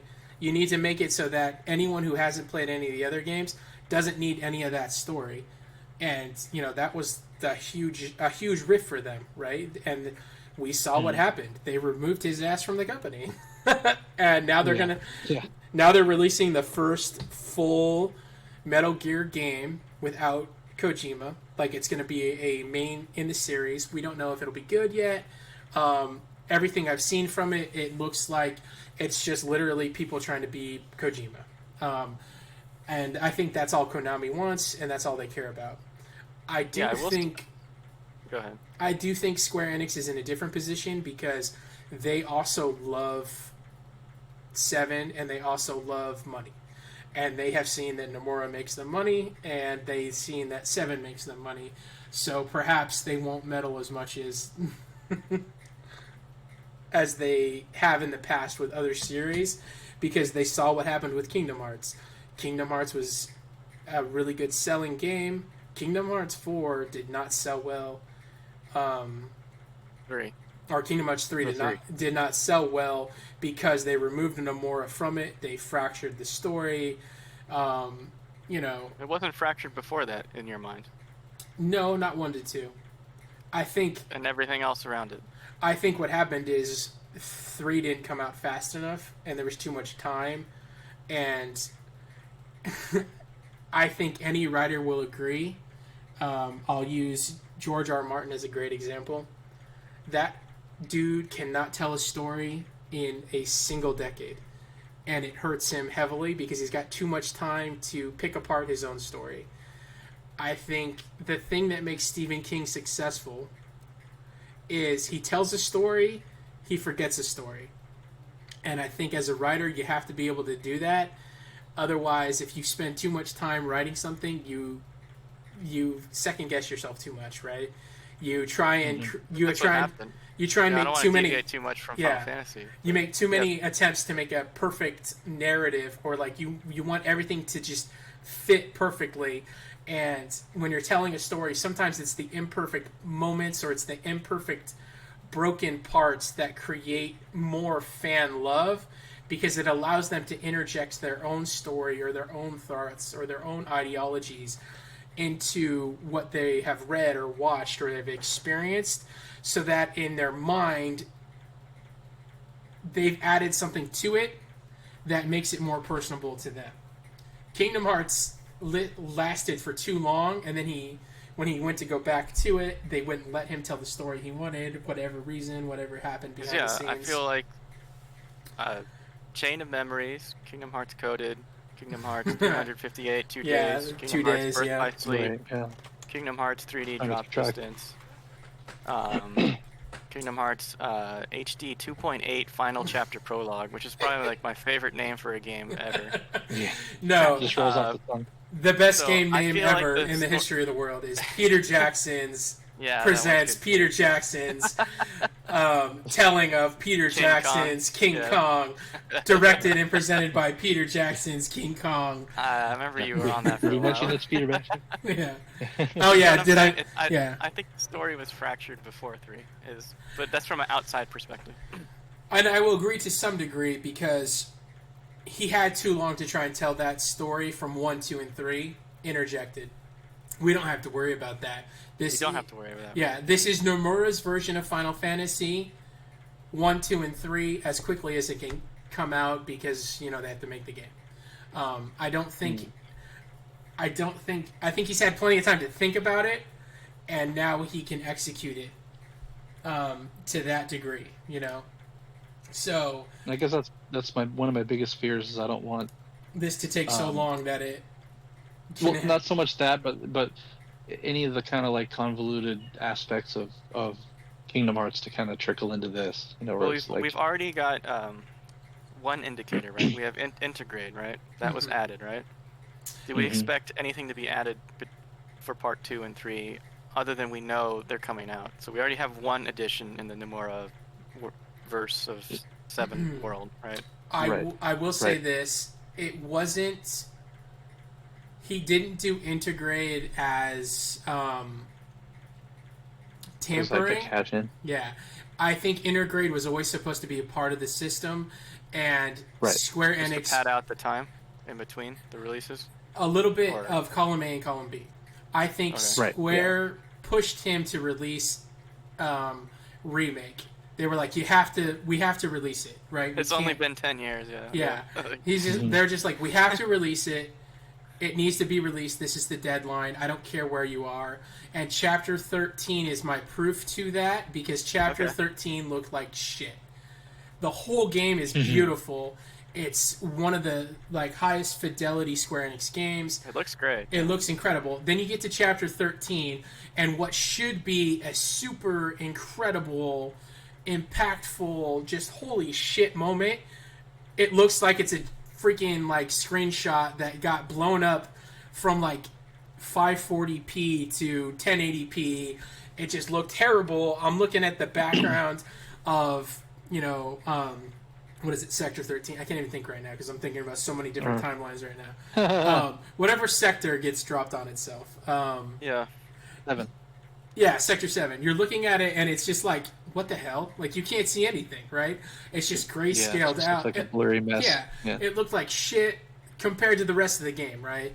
And it's literally the thing I hated about 15 chapter 13, right, is it's fucking one hallway. You walk through 37 times.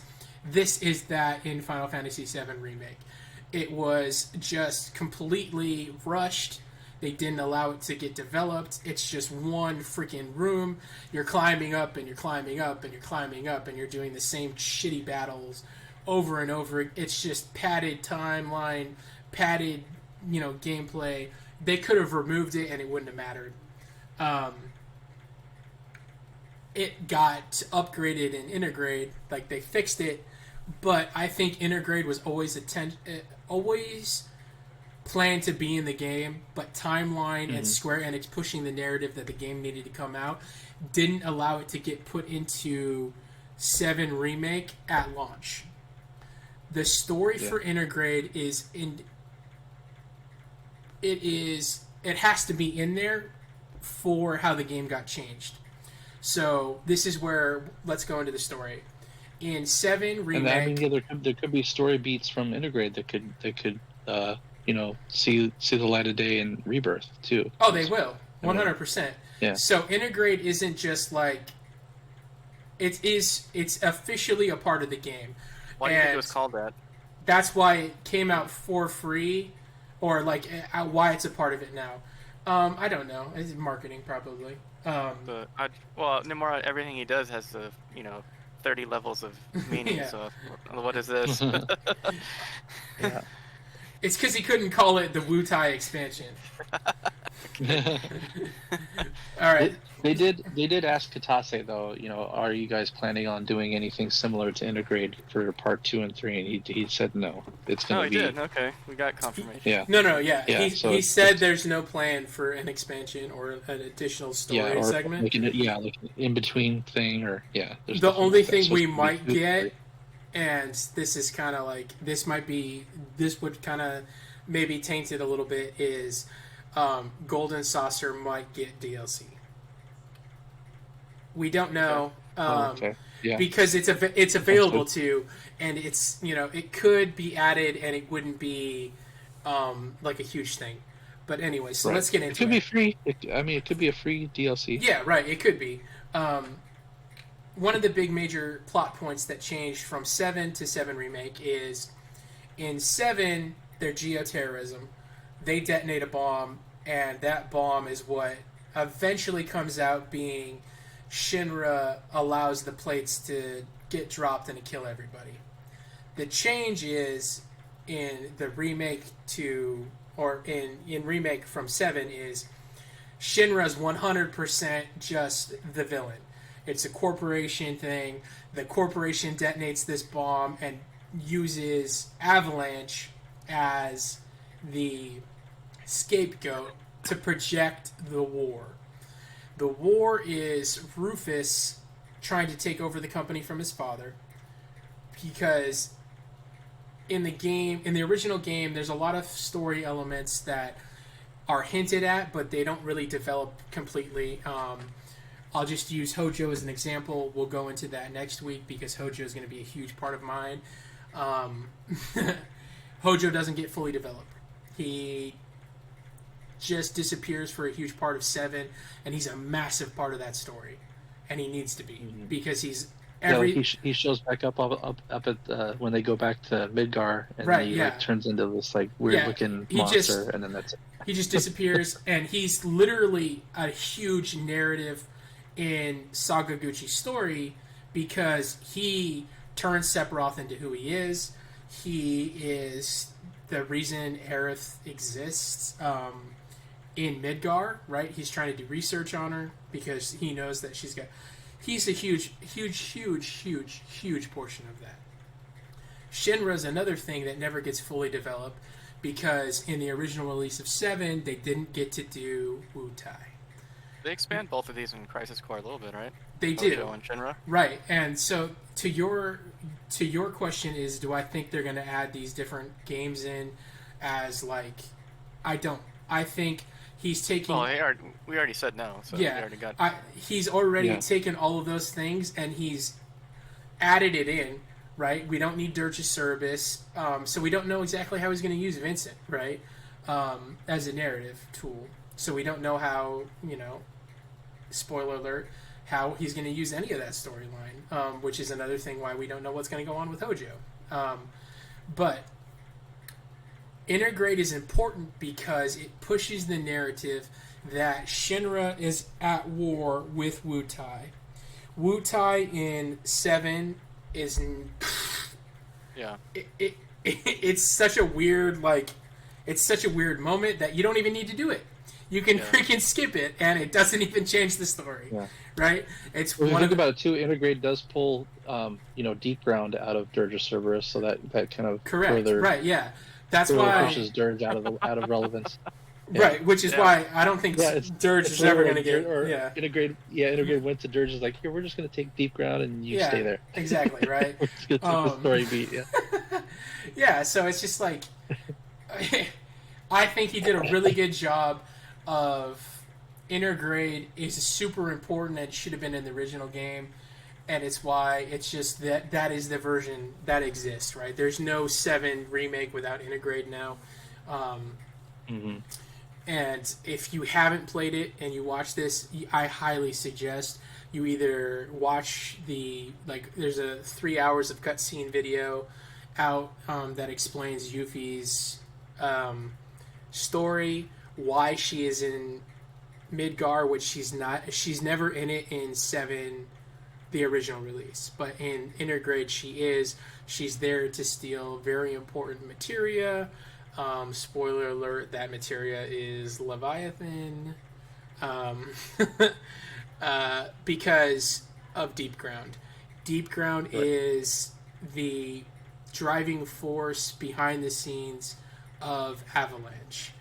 It's just terrorism cells, right? Deep Ground is the, if you were going to correlate and it to... a product of Hojo. Yeah, another product of Hojo, right? Spoiler alert for next week, I'm going to delve so deep into Hojo that I'm going to blow your brains. And then if it doesn't happen in Rebirth, I'm going to just die a little on the inside. I feel like he's the new Snoke from The Last Jedi. Yeah, if he's the red herring again, I will shit my pants. I will literally... I'm going to scream. I think I have Nomura's ticket. I think you do too, by the way, but we'll see. Yeah. It seems like you know this guy. I think he's my brother from another mother. He lives in Japan. I live in America. In a different timeline, me and Nomura are the same person. But, I think Rebirth is going to go so hard into the changes. The whispers are going to be irrelevant because the entire game is a whisper, right? I think he used the whispers in 1 because I will say this. We do see them in the background of one of the trailers. Of course they're going to exist, but I don't think they're going to exist in the way that they did in the first game. I think if I was going to compare Kingdom Hearts to Final Fantasy VII Remake, I think in Kingdom Hearts, he thought his audience was more intelligent than it was. And part of that is he was marketing the Disney aspects to children, but he was also marketing it to the Final Fantasy aspects to adult. He just wanted people to come in and play his game, right? But I think Kingdom Hearts is too smart for its core audience. I think Final Fantasy VII is targeted to 40-year-old men.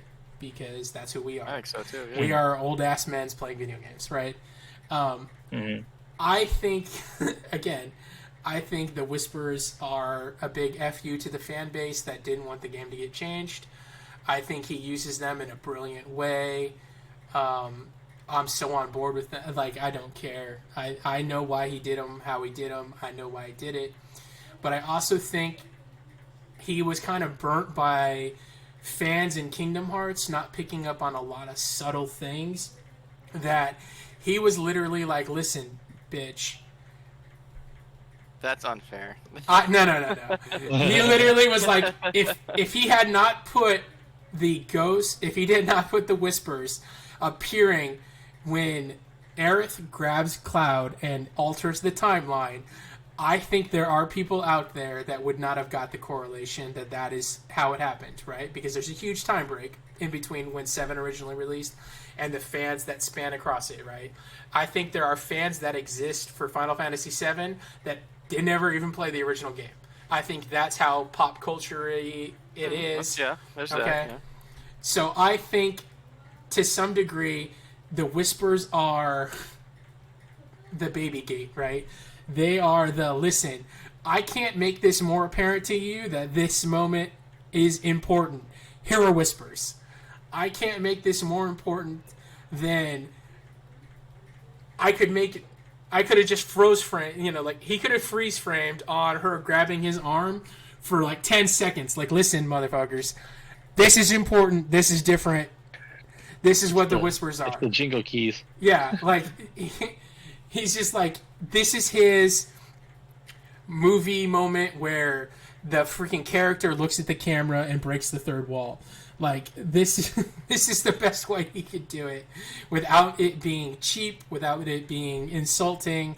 The Whispers are a product of, this is just how media has to be explained, or this is how narratives have to be explained sometimes, because as a writer, I could do the smallest of hints, right, in a storyline, and no one gets it except for the deepest of fans, right? Like, the things that I get out of stories sometimes, the general audience doesn't, right? Mm-hmm. Fandom doesn't work that way sometimes. Fandom is just, Twitter post. It's 140 characters. How do you tell, how do you get 140 characters to just tell a whole story? Kingdom Hearts is filled with those moments that are just huge and they're impactful. And they mean so much to people that know those moments. But to the general audience, they just didn't, right? And then when you take Kingdom Hearts and you hand it to somebody else, and they don't know those little moments that you set up for later on that are going to have huge payoffs and have huge, impactful, just, revelations, you have what happens with Kingdom Hearts 3. It's just missed opportunity. And unfortunately, you think the Whispers are kind of a cop-out, and I will agree with you to some degree that I think he could have been a little bit more subtle about things with the Whispers, but I think he had to. And the reason why is because of that. Where's that screenshot? I'm going to go back to it right now. Let's find it. Where is Twitter? There you go. All right. Let's zoom in, open in browser. This right here, okay, that you so elegantly think is he had to add, I agree. And this right here is the Whisper on the box. Right, okay. All right. I can't agree with you more and disagree with you more other than that is I agree with where you're coming from, and I understand why you're coming from it from that angle. But I love Nomura, I love Final Fantasy, and I will let this dude take me on whatever journey he wants to, because this game, to me, was as close as you can get to perfect. Had Intergrade launched with it, it would have been 11 out of 10. I bring up this, the things I bring up is just so people can be, instead of just saying the things that I say don't exist and are not true or are not there. I think they are true, and I won't say it's not. It's just to bring them up and to be like, okay, yeah, these are. I still like the game, but these aspects still exist. Instead of just saying no, this is great, you're wrong. I'm trying to bring a different amount of nuance to the conversation. Yeah, I love your point of view because it allows me to just geek out, right? And to go so deep into the lore, go so deep into the ideology of a single man, right? I think your points are incredibly valid, and I think you speak for a huge portion of the audience that exists that probably has the same sentiment, where maybe the game did feel like a cash-in. I can present it in an elegant, verbal way to try and argue that point, that while I agree with you that for some people it probably is a huge cash in, and this little, one sentence line probably didn't hit everyone the same way. Like I said, and I think I couldn't explain it to you more better than this right here is the whisper on a box, right? This is his subtle way of saying, listen, I'm going to take you on a journey and I'm going to hold your hand while I do it. Right. It's like there's no human being that has everything, right? Oh, no. And yeah. There's like people with high IQ, it's hard for them to be humble sometimes, right? Because they just see the world differently than it's just like I see this and you don't, and it just kind of carries with you everywhere you go. Yeah, it's very hard. It's very hard to be. I'm gonna put him in that category. I'll put both of you in the category of higher too smart IQ for their own good. Higher IQ. Sometimes. I don't know how else to put it right now, right? Yeah, so, yeah. I just wish that he would had a more humble way to do it instead of just like that, like these. And I will agree with you, right? To your point of view, it's 100% valid. What you wish he had done, I don't know if he's capable of because of, I'll go to Tim's point, what happened with Kingdom Hearts. I think Kingdom Hearts meant so much to him, and if you take, we talked about this before in the past, right? Where we joked around where you showed a picture of him and like it looked like he aged 30 years, right? I think Kingdom Hearts... Yeah, I do remember this, yeah. Yeah, I think losing Kingdom Hearts like that and having it come out the way it did, I honestly think that broke him in a way that really hurt him. And like I said, I think the whispers are just his way of rectifying what he thought people couldn't understand because of what he experienced in Kingdom Hearts.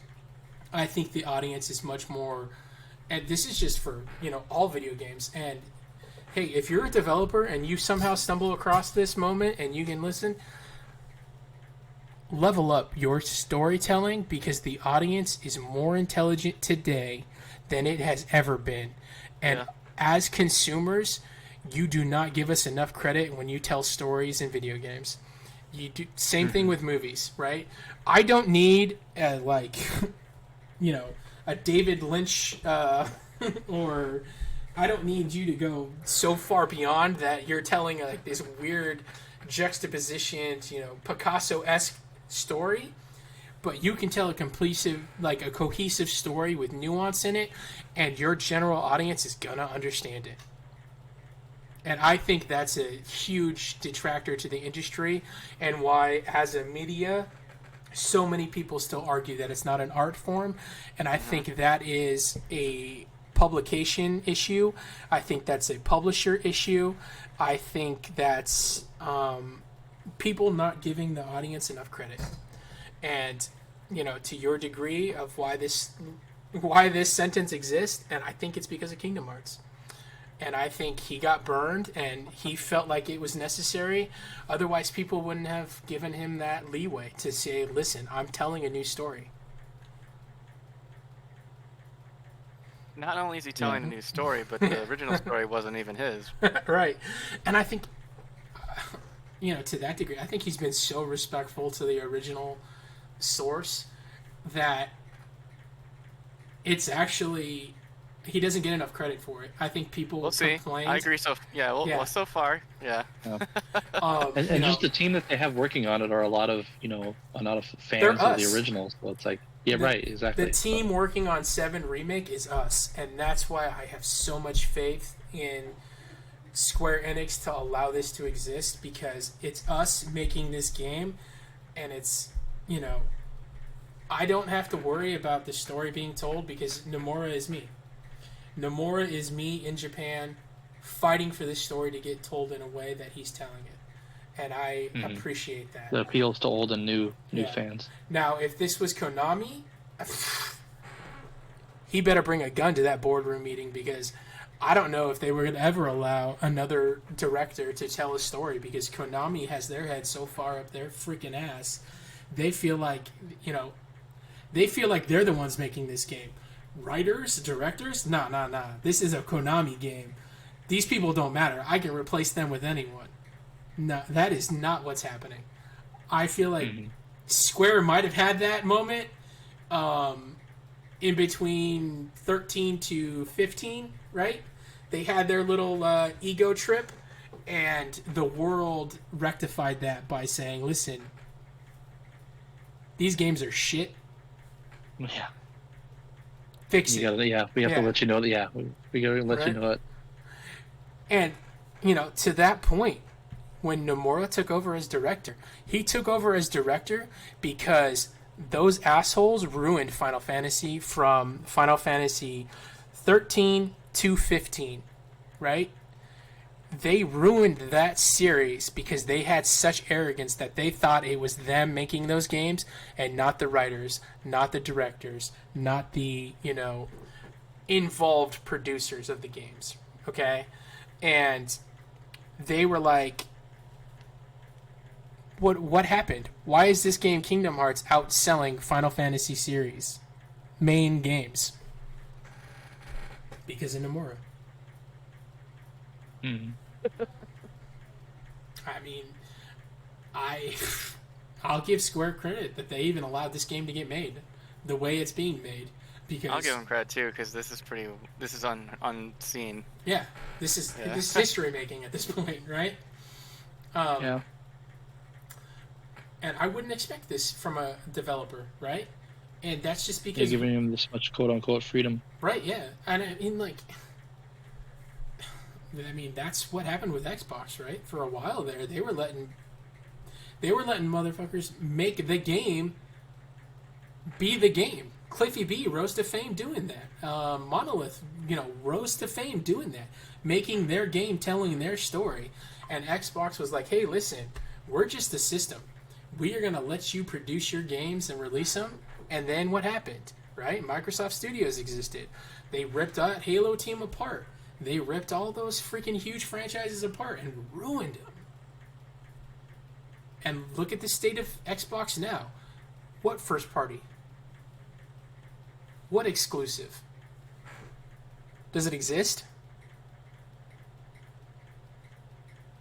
I mean, that's a legitimate question. What first-party exclusive for Xbox exists that is telling compelling gameplay or telling compelling stories? Now? Yeah. At this moment? I don't know. It ain't Destiny. It ain't 434 Studios. It's unfortunately it ain't BioWare anymore. They got eaten alive. They don't exist we'll as a see. company. Yeah, they're still making Dragon Age, but you want to talk about a game I have very, very, very little faith that is going to be made by a company. Yeah, Dragon Age is at the top of my list. Next to the I forgot to. Damn it! It was going to be one of my stories. Freaking CD Projekt Red just announced they're making it. They are rebooting the Witcher series. Mm-hmm. Are you kidding me? What the hell are they thinking? It's not happening. You going to bed? Yep. All right, love you. Good night. Yeah, that was going to be one of my stories. After the travesty that was freaking Cyberpunk. Oh my god. Mm-hmm. A game that I bought freaking 10 years in advance and I had all the faith in, and I can't stomach turning it on. I don't care how good it is now, how much they fixed it. I tried. I literally tried like 4 or 5 months ago to play that game now that it's been fixed. I cannot stomach playing it. It disgusts me. I wish I got my money back and don't own that game. That's how like pissed off I am. Back when they were offering the. Yeah, I wish I had gotten my money back and I had not stuck on my like moral hope that CD Projekt Red was going to do right by that game, because I still don't feel like they have. I still feel like that game is a travesty. I feel like that might be what's going on with this new Metal Gear Solid game too. We'll find out. Right. Yeah. Exactly. Yeah, like I think this Metal Gear Solid game is going to be just the epitome of like a freaking zombie. It is going to look like Metal Gear. It is going to sound like Metal Gear, but it is going to play like an undead, unholy abomination that just is an infection on the world. And let me get this straight. I bought Death A true Stranding. liquid snake. Yeah, yeah, pretty much. Yeah, I bought Death Stranding. I have played like 45 minutes of that game. I have no regrets paying full price to that because that's how much I love Kojima and how willing I was to support him. Even And- though it's a UPS simulator. Yeah, I couldn't tell you anything about that game, man. Honestly. Am I excited for Death Stranding 2? Yeah. Will I buy it? I might. I might. I don't know. Will I buy it at full price day one just because I love him? I might. I might. He might catch me on a day where like I'm sitting there on the TV and I'm looking at it and I go, you know what? Kojima Productions deserves another one. Yeah. Will he I'll get a fight third Kojima. game out of me? I don't know. Well, what was it? Fool me once, shame on you. Fool me I- twice. I don't know. I don't feel like he fooled me with. No, I don't think so. I will say this. I am more willing to spend more money on a game that is trying to be new, inventive. Right. It's trying to Yeah, do take something a- different in a narrative. It's taking a chance, and it's Yeah, by a exactly. director that I have grown to love. That I feel like deserves that. Blind faith, to say the least. Mm-hmm. Right? Yeah. Kojima is one of those directors. I don't think there's a lot. There's not a lot out there. Mist Walker Studios and Sakaguchi. He had his moment where I would have bought any game that he released, and then he released all those piece of shit Wii games and freaking went to the mobile market and started making all those mobile games with giant cash cow, like, because he thought that's how he was gonna. No, if he released another game, I would actually have to try and like look into it to see if I'm gonna buy it and support him. And that's I wanted to. that's sad to say considering who Sakaguchi is and how much he means to Yeah, me his as pedigree. as a director, of literally my one of my, if not Childhood, yeah. the favorite video games I've ever played. Like, he's probably like what 5 or 6 of my top 10 games. He's the director of those games. Like, come on, that's how bad he burned me. Well, those are the choices you make when you sell your soul to freaking mobile games and just cash cows, right? Mm-hmm. And I guess let's just kind of like wrap up where we're at. So Yeah. we're kind of just talking now, right? more or less.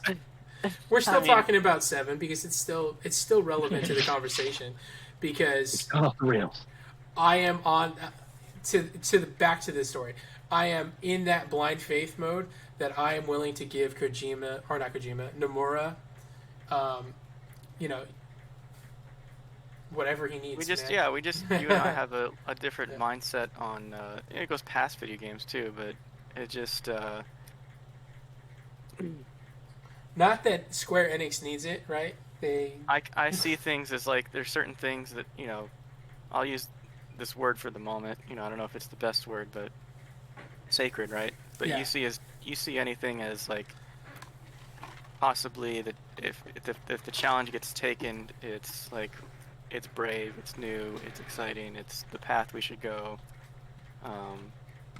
If possible, everything should be tackled to a new interpretation from what it was before. Maybe not everything, but more things than I think, I guess. Okay, so let's propose that question. Is there a video I think game that's that the is difference in our sacred? ideologies, right? I think Do you feel that exists? That there's music that's sacred, that there's movies that are sacred, or there's video games that are sacred that should never be touched, covered, explored, even mentioned outside of the air of their original interpretation, or I just think about, my own life, and mm-hmm.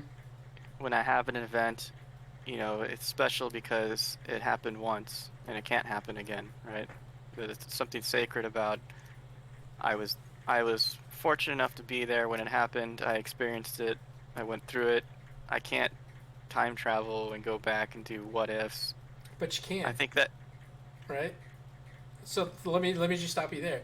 You okay. can, because you can take your love and you can take that moment and share it with another person in a new way. That is a new experience for you, experiencing that moment again through a new event.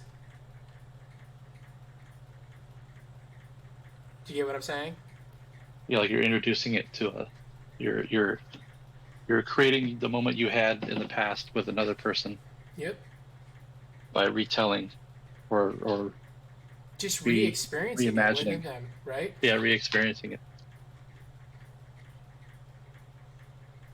And you know how I know that's true? Because streaming exists, and that is literally the most elegant way you can try and describe streaming is shared experiences. Because, watching a streamer play a game for the first time when you've already played it is really enjoyable. Right.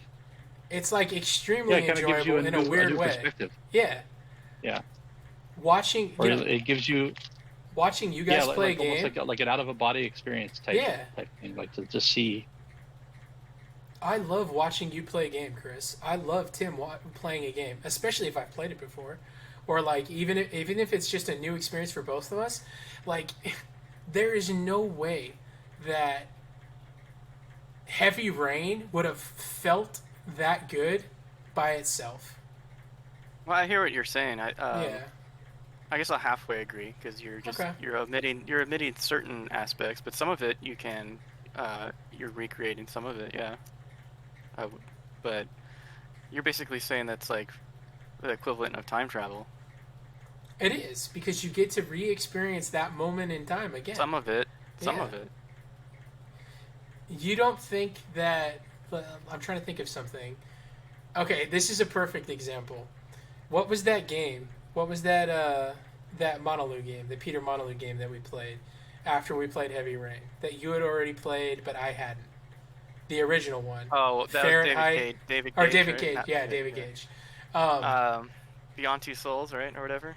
no, but there That was one, another one. or It was like Indigo Fahrenheit, Prophecy. Indigo Prophecy. That maybe that was it. That's the first one. Right, where you had played it but I hadn't. Right, and we were playing it, and there was that one moment, and it still Yeah, this is still Indigo haunts Prophecy. me. Yeah, Where that kid died in the lake, and I couldn't yeah, save him because the game played funky, yeah. and Drowned. yeah, you were freaking dying because you're like, why does that matter so much to you? And then we got to the part where it's like a quick time event in the helicopter, and you were laughing, you were dying the whole time because I was like, this is so ridiculous. That game, you got to experience that game again, and this is why I love Remake. It's the same. It's the same correlation. You got to experience that game again in a different timeline, and it had a different outcome, right? When I was playing basketball with whatever his name is, it Corey, the cop. You're shooting hoops at the back of the station. Yeah. Wow, you really remember that game, huh? I do. And the only reason I remember it is because I got to experience it with you, right? But if I watched a streamer play that game, I would enjoy it because it would remind me of my past. It would allow me to travel back in time and have those memories I had with you. And you can't experience that in any other way except with media, whether it's movies, art, food. Even food has that. Food and wine, all of those things have the ability to just cognitively trigger those moments inside of you. Well, I think you Music. nailed it. It reminds you. It's not it though, but it does remind you. But it isn't, because if you're reliving it and you're reliving it in a way where it's both old and new at the same time. You're existing in two timelines at the same time. You don't ever get to experience that except for in those moments. That's what Remake is. It's existing as Final Fantasy VII and as Final Fantasy Remake. And for some people, that's horrible because they can't exist in both. And I think that's just a choice thing, or a individualized moment for each person. That some people can experience that and some people can't, or they don't allow themselves to experience it because they're so hyper focused. And I mean, the best way to do it is: are you a person that lives in the past, or are you a person that lives in the present? Right?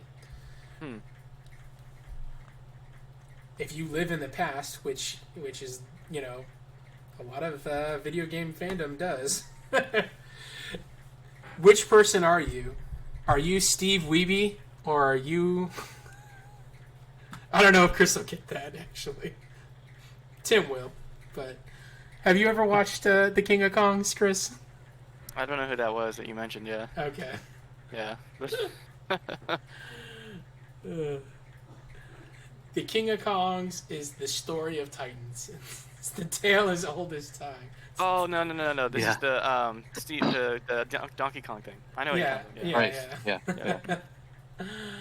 There's two people in that. Billy Mitchell and Steve. Yeah. Correct. Mm-hmm. You're either Steve Wiebe or you're Billy Mitchell. So there's only two people in this world. There's Billy Mitchells and there's Steve Wiebes. Steve Wiebes. No, I get what you're saying. It's actually it's pretty good, actually. I felt like we actually should have started with what you said. That was actually like a good thing to start with. I don't know. I just maybe I am too stuck on that concept of when you think about something that like Godfather or Romeo and Juliet, or things that haven't been remade, haven't been touched. There's something to them. They do get goes remade now, but they get remade as homages, right? Or just retelling new skin, right? And that's another prevalent issue in the video game industry, is retelling the same story but just with a different character to try and monetize on something else that's been successful. Like, once again, I'm okay with the rebirth. I think I made my point in the beginning. I'm just kind of, I guess he did what he had to because, like you said, people wouldn't understand. Like there's a quote I brought up. Yeah. And it says, "Some people say give the customer what they want, but that's not my approach. Our job is to figure out what they're going to want before they do." Mm-hmm. I think Henry Ford once said, "If I asked customers what they wanted, they would have told me a faster horse." People don't know what they want until you show it to them. That's why I never relied on market research. Our task is to read things that are not yet on the page. So that's the Steve Jobs quote, right? I was just about to say, I want to say that was Steve Jobs, right? Yeah. And so I thought that's I was Apple's trying to give, marketing strategy. I was trying to think, what is Nomura thinking, and is he somewhere in that wavelength of, I need to get people to this point. I can't just get there saying it's a rebirth and I'm changing everything. So let me say it's a remake. And once again, it's not only him; it's the company also going, "Hey, this is easier to pill to swallow initially than what you're going to do at the end." Right. Yeah. And so that's really my biggest gripe. There are people out there that want the one for one and don't want anything new, and they're the 100% the Billy Mitchell. Yeah. I just want a new coat of paint. I don't like the way that it was introduced, but I think it could have been. Maybe I'm giving people too much. You're saying we don't give people enough credit because they can handle things, but yet you're okay with the way it was approached. Saying we don't give people enough credit because they're more intelligent than they lead on when it comes to storytelling or understanding of like deep emotional or complex situations that have nuance to them. People are definitely dumb and like easily scared or easily manipulated or controlled, right? like that thing you sent me of the AI where they just put a Which is funny that I thought that was yeah, real. But they put a clip of a Bollywood movie in, right? And it was so yeah, ridiculous. You're like, oh man, this is AI. And I was like, no, dude, that's a real movie. I just watched yeah, that, right? And then the other ones you showed me, like, oh yeah, they were so equally ridiculous. The two things you showed me, I could understand why people were so easily led into the direction that that was how AI was because they looked so similar, like in the ridiculousness of it, of an Indian guy reaching up and ripping a guy out of a car that was flipping over him, right? Like, no, dude, that's Bollywood. Those yeah. movies. That's how ridiculous Yeah. they are. Um, there's no nuance in a Bollywood movie, man. They are brick to the face storytelling. It's it's just a different level. But again, you know what? Like that could have actually been an AI generated like clip of that movie where it just took that information and then compiled it to look No, like it wasn't because okay. after I sent that to you, then shortly after the community note said it was from a movie. Oh, And did it? Okay, yeah. Did I, it get I found it tagged? I found it too quick where it before that. Right, yeah. But I mean, like that was my point, right? Like how dangerous social media or just how easy it is to scare people. Where they just looked at that and just were like, "Oh my god, like it's making movies." I'm like, no, dude, that's just like Human made that movie. Yeah, I think most things about this game will be forgiven when this comes out in a few weeks. I think because I think this game will be really really good. I think Yeah, and the rug pull era, there'll be always people to hang on to anything, right? There'll still right, be those yeah. people out there. There's But I still think, people that say Jordan was the best basketball. but I just think it's just fair to bring up that I think it could have easily gone different. Oh, And 100. it's, Yeah, it's one hundred okay that it percent. didn't, but it could have went different. And I think It still I does just wanted for to other highlight that. companies or other games. That Right. that was going to be one of my points was, do you think that the success of this is going to spawn or has it already spawned gross attempts to capitalize on past games? Mm, Totally. Will this spawn like a Yeah. new? Do you think no, that BioWare is going to go? You know what? Let's fix the travesty that we Oh allowed God, yeah. Mass Effect 3 to be. Let's just make 3 new Mass Effect games, but we're going to intermingle them together, right? And we're going to tell it over the course of seven games. God, I don't know. How many games can we get out of Shepard since we completely ruined that entire? You want to talk about potential quadruple A games? Mass Effect as a Right. series was a quadruple A series until Mass Effect 3. Yeah. Until it all came crashing down. Until that company completely shit on themselves. And again, the majority of that was because of fan interference. Because some asshole released the original ending to Mass Effect 3 that eventually got, they got it taken down really quick, but enough people had the ending ruined that they freaking went in there and screwed up their. Yeah, oh my god. And again. well, let's go back. Let's finish the question that we had Okay. about because you're asking me and then you're kind of asking yourself too, but about things. Is there anything? I guess I'll ask you and then because Yeah. I'm still trying to think about it. But and this is this barring a lot of variables because if everyone that worked on the project's dead and then you try to go and change it, that's it brings up a different conversation, right? Yeah. If we pick something very old and there's no one that was on the original, then you go and try to bring it back. It's a different conversation, but just the general concept of I think you're gonna say that anything has the potential to be redone. Well, I don't know. I know this terminology gets kind of like confusing, right? Right, yeah. Well, maybe let's just stick to Marketing remake. terminology. Yeah. Like, well, remake. So, but anything has the potential. Any Well, let's say this. movie, video game, like Remaster is retelling the same story just with better graphics or better gameplay mechanics. Remaking is you're remaking the whole game or remaking the whole story. Like you wouldn't want. It's too soon, but you wouldn't probably want them to remake Last of Us 1, right? Like, what could you change? I guess you can expand. You can always expand a story infinitely, though. That's the problem, right? You could always add more to it and think it might be better, right? I think depending on execution, and I think that'll always be where I stand. Um, would I be okay with them remaking Last of Us and changing the story? Yes, if they executed it well, or That's always the answer. Yeah. I mean, right. Yeah. It's like Well, and A I better guess question: what is when is too much of a good thing? You know, too much. You know, where do you draw the seven line? layer burritos.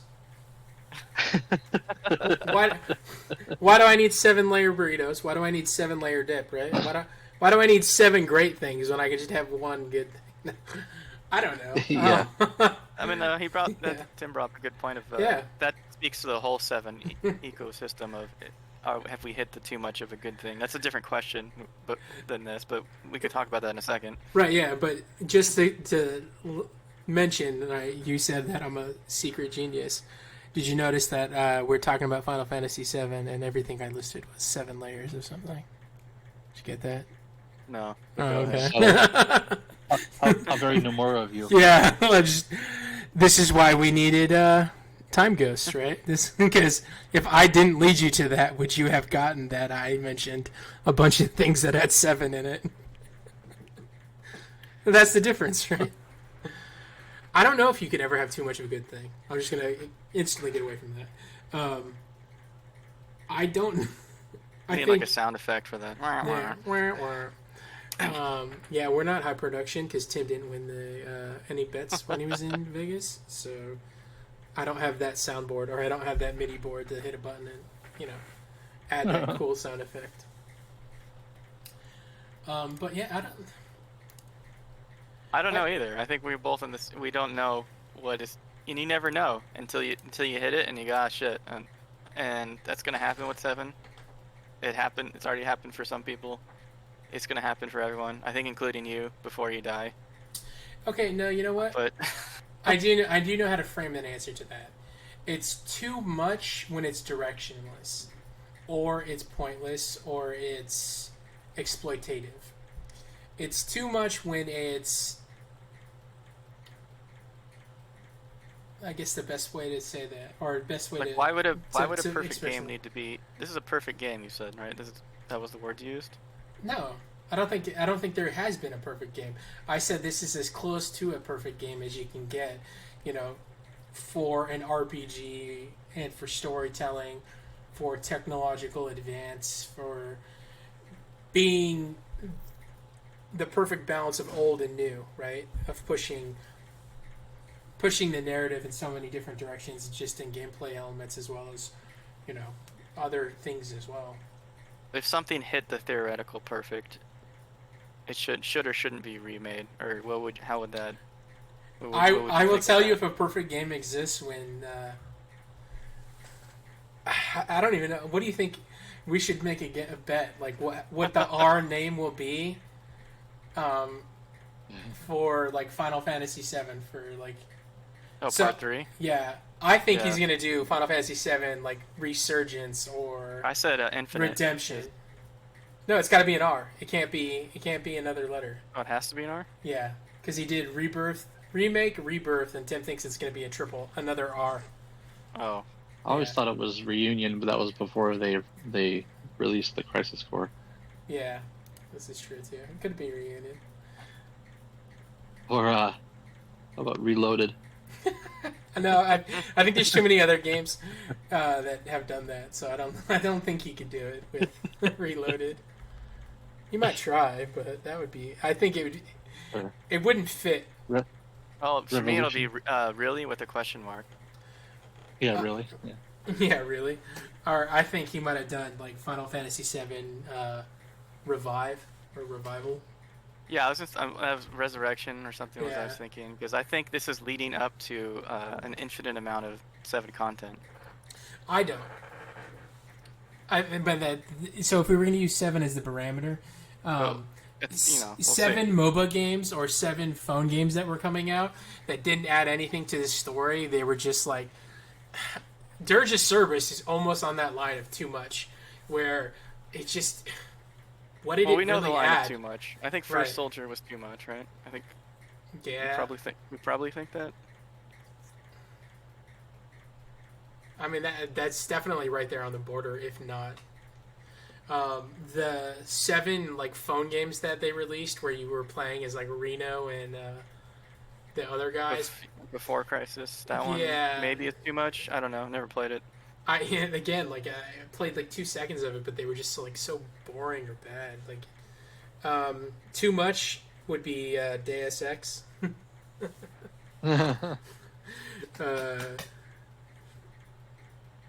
Dissidia almost feels like too much. Or Return, maybe. Yeah. Well, we'll bring this up too, because I think this actually goes. Energize is definitely too much. Yeah, Just you were talking about how the this is the original game and the new game at the same time, right? Yeah. Because of that concept that I still need to think about, because I think that's like the first time it's ever been presented to me like that. Okay. Yeah.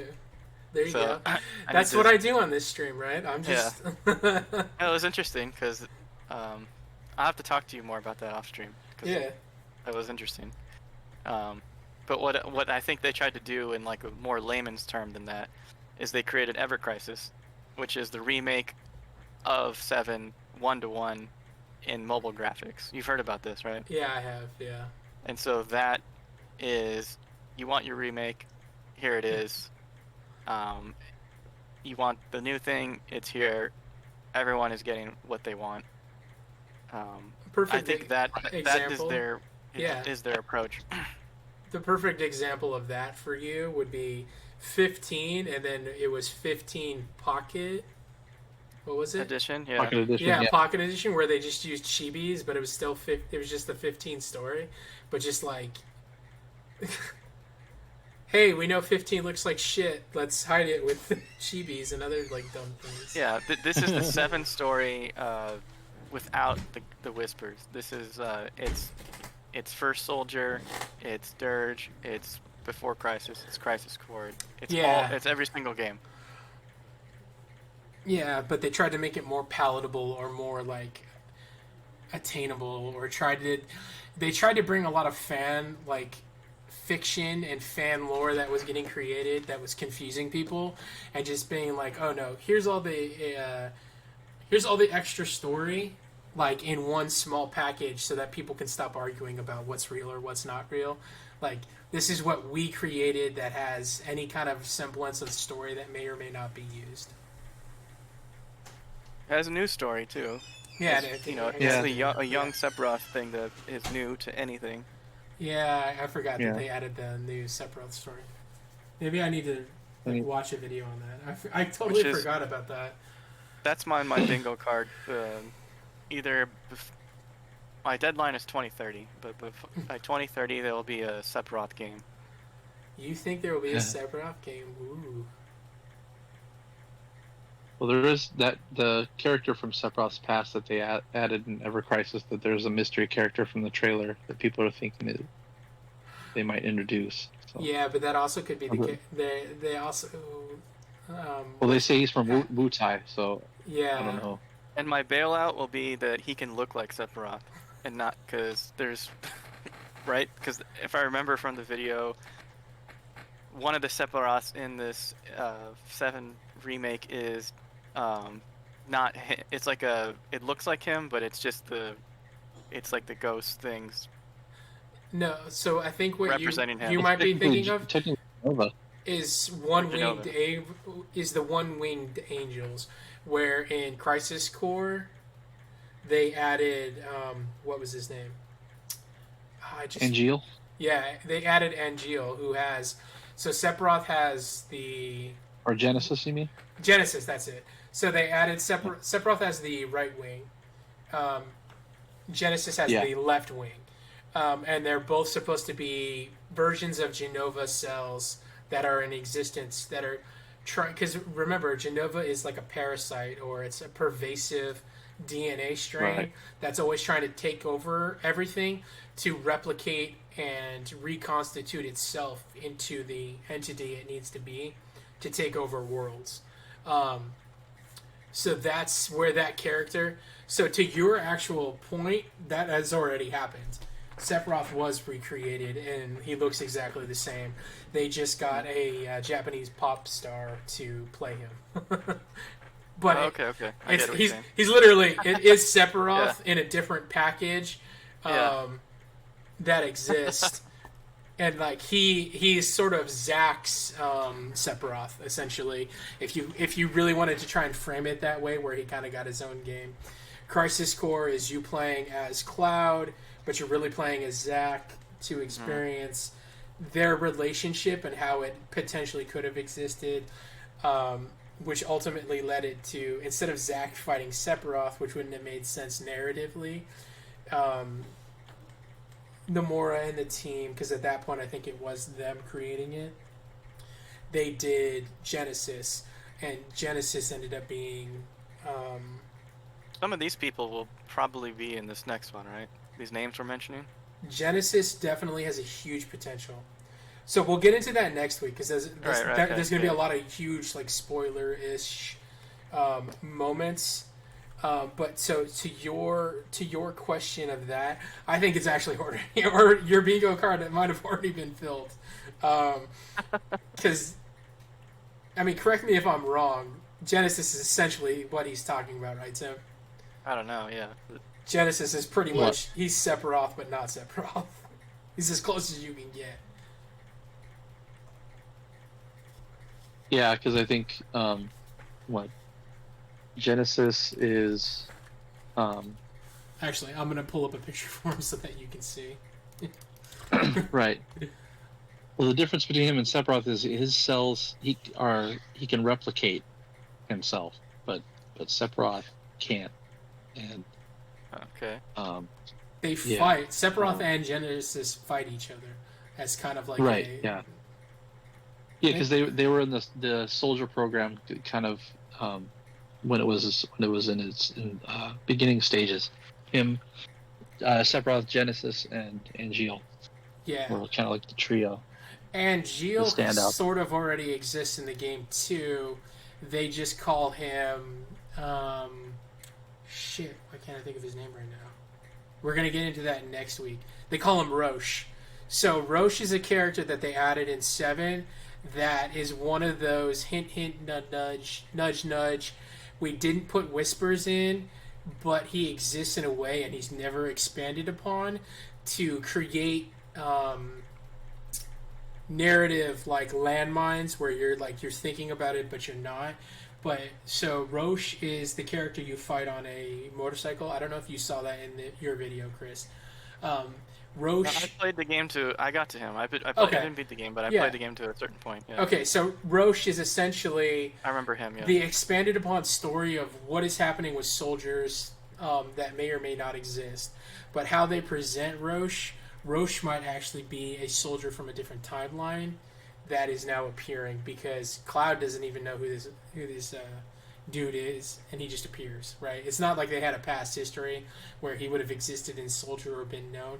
He just appears out of nowhere, and that's one of the things where it might be sort of a thing where there's a lot of time dilution or time leak from different timelines. So Roche is there looking for Zack.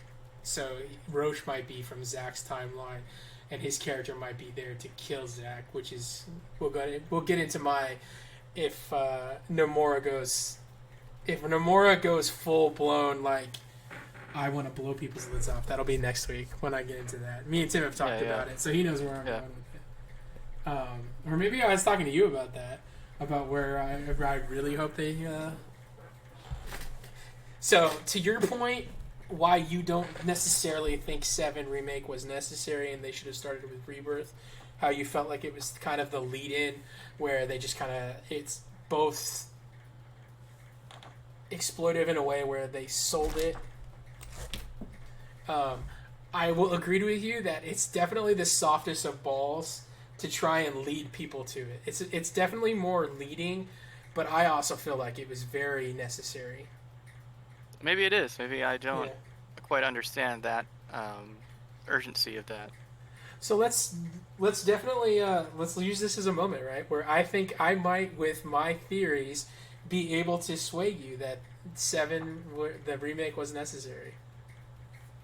Mm-hmm. Because I mean, me and Tim have talked about it many times, all the different things.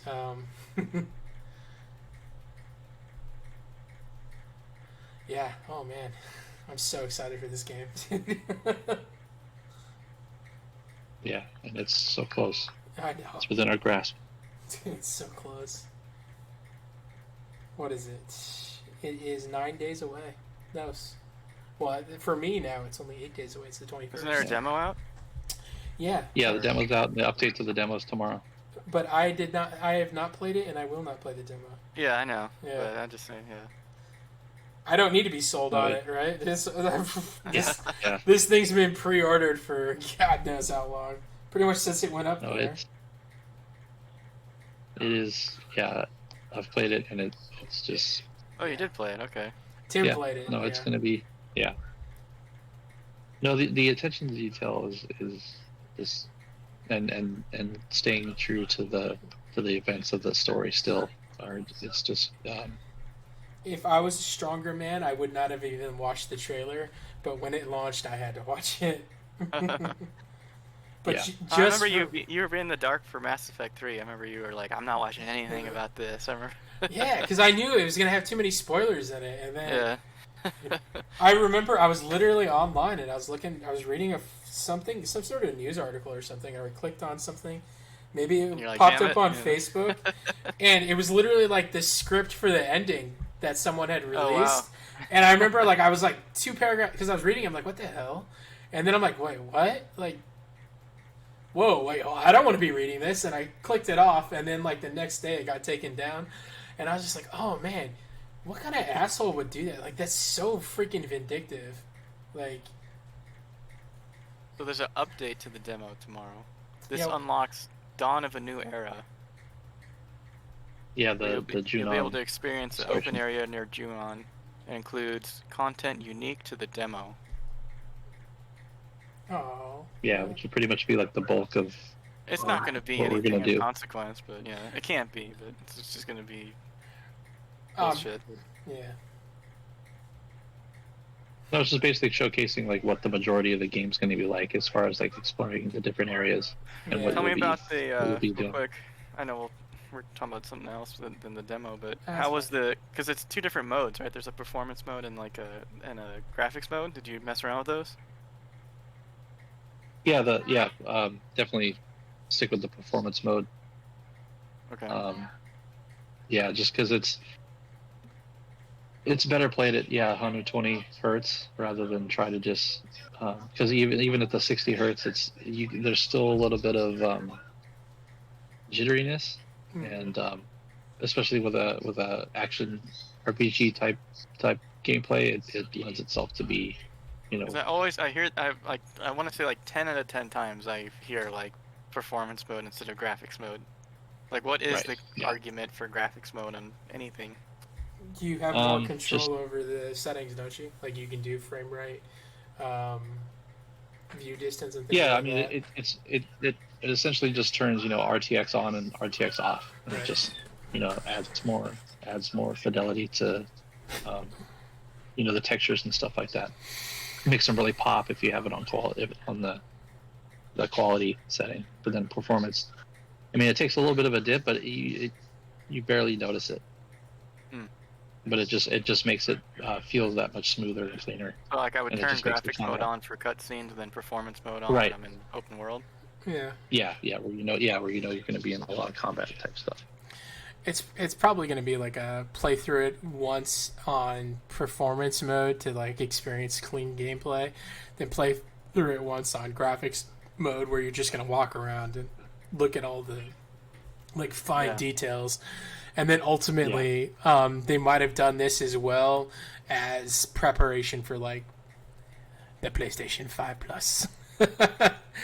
Bringing it back full circle to the beginning of the right. beginning of the stream with PlayStation 5 Plus. Yeah. It could just be a thing where, I mean, and you got to remember, right? It used to be where computers weren't necessarily playing as well as gaming consoles. Now PCs are so outperforming anything a console can do. It's truly back to the PC, being the best option to play it on. It's just they don't develop them for PCs. Like, they develop them to be played on this to the general audience.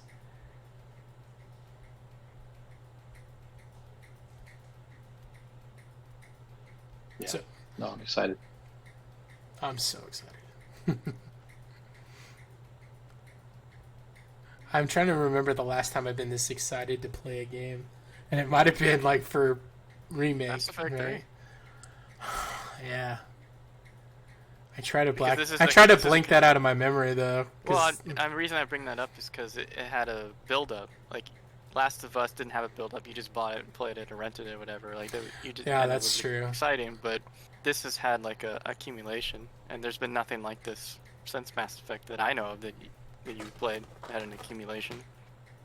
Yeah, because Part 2, for Last of Us Part 2, it came out pretty quickly, though, comparative to the build-up for this, or the amount of lore and other things, and years of waiting and understanding and things of that nature.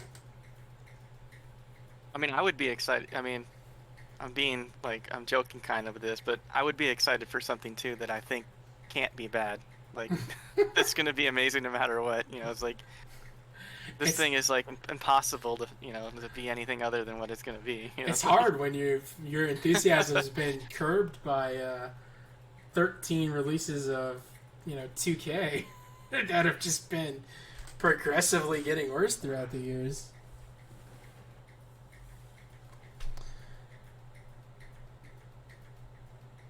I'm trying to think of the last game I saw you get super, super excited for.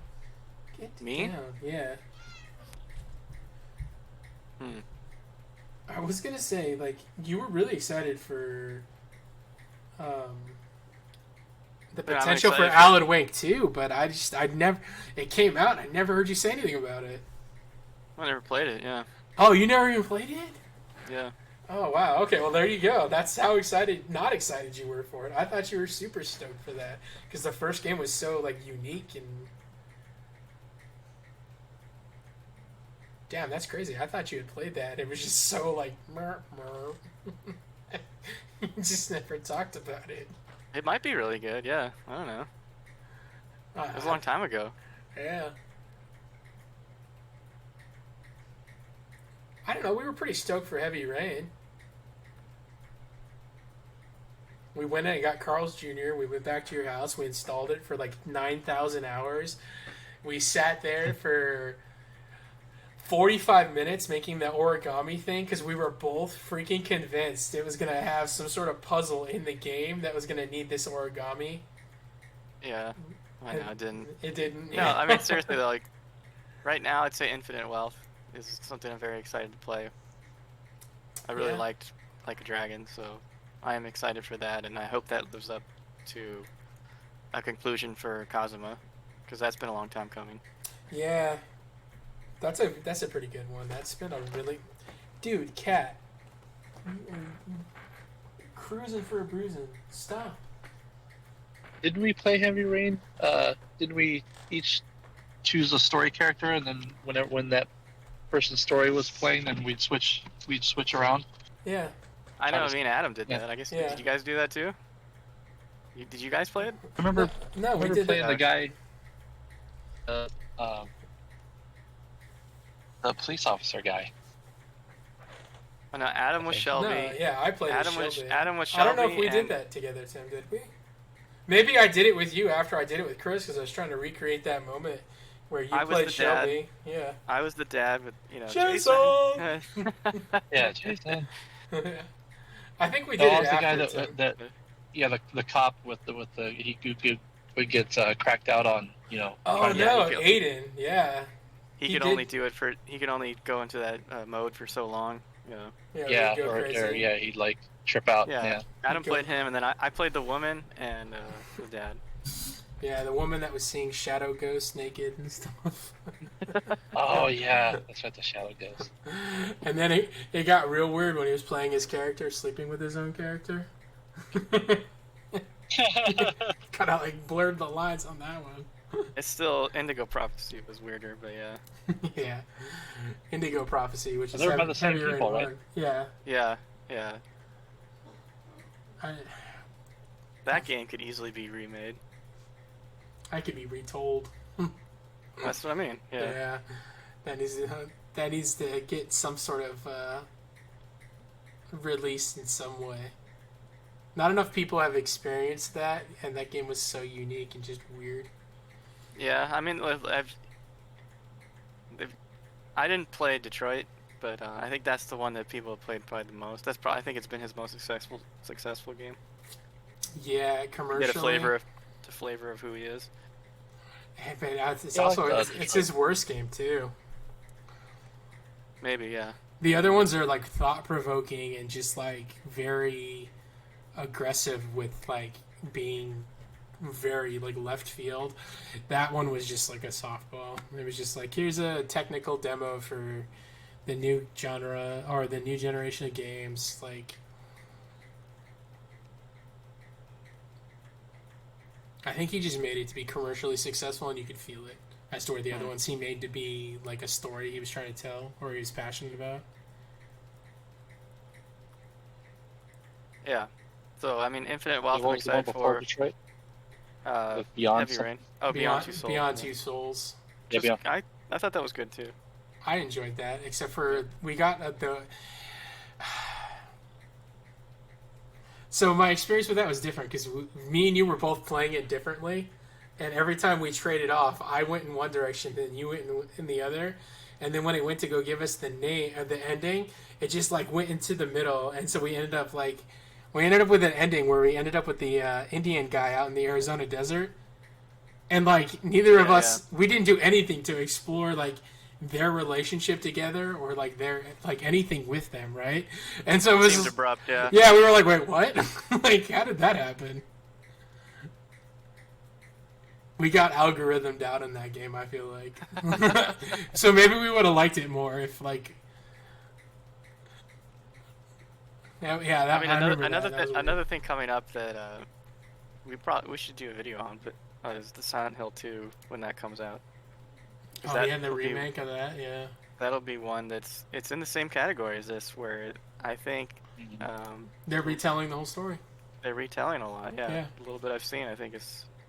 No, they said they've rapidly changed massive story elements to make it more aligned with today's culture. Is one of the things I read, and I don't know if that was a mistranslation or that's. So, see the two covers on the screen because I just. Is this an homage to be like to pay tribute to the original, or is this to trick people to buy this? What was do you think the reasoning behind this cover? It's both. I think it's a marketing strategy.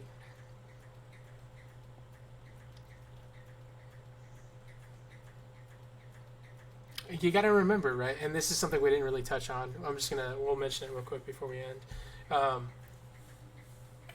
Nomura worked on Final Fantasy VII. He created characters. Like, he was a character developer for Final Fantasy VII. So it's not like I didn't say he didn't work on it. No. But I know. But like I think that's a bigger aspect of it. I think he was in a position in his career where he probably wanted to do a lot of things in 7, or he wanted to suggest or like help develop the game in a more impactful way, and he never got to. So like now we know, yeah. Now we know that he thinks he was smarter than everyone there. I don't know if that's true. That sounds super like. I mean, makes him seem super arrogant. Yeah, I think he was playing chess and everybody's playing checkers. Yeah. Yeah, no, definitely in that aspect, right? He was a young man back then. They didn't see this beast until got unleashed later. And then when they did, right, the company was like, "Oh man, we can just fire all these other." So he's the worst product of his own success, right? all the people he loved working with were removed because they realized they could get him to do it for cheaper. Yeah. You take young blood. Not anymore, right? Making them pay for it now. Yeah. Yep. I feel bad for Yoshi P. He came in and saved 14, and then they're like, okay, hey, make 16. It's just. Jeez, yeah. Poor Yoshi. All right. Any final thoughts for anybody about the 7 remake? I think I've expressed myself enough in this stream. How passionate I am about this game. Yeah, just that can't wait. You might as well do yourself a favor and at least pay the one part of the demo, 5-year pass. That's it. You really think I should play it? Yeah, it's not introducing anything new. It's all Oh, okay. What we know. So. I mean, I wasn't expecting them to Rick, add anything new. I just wanted that, like, I don't want to burn that moment of when I power that game on, right? Like, yeah. No, it's just a little, just what the TLC. All right, maybe I'll do this. I will power it on, and I'll. How long is the demo?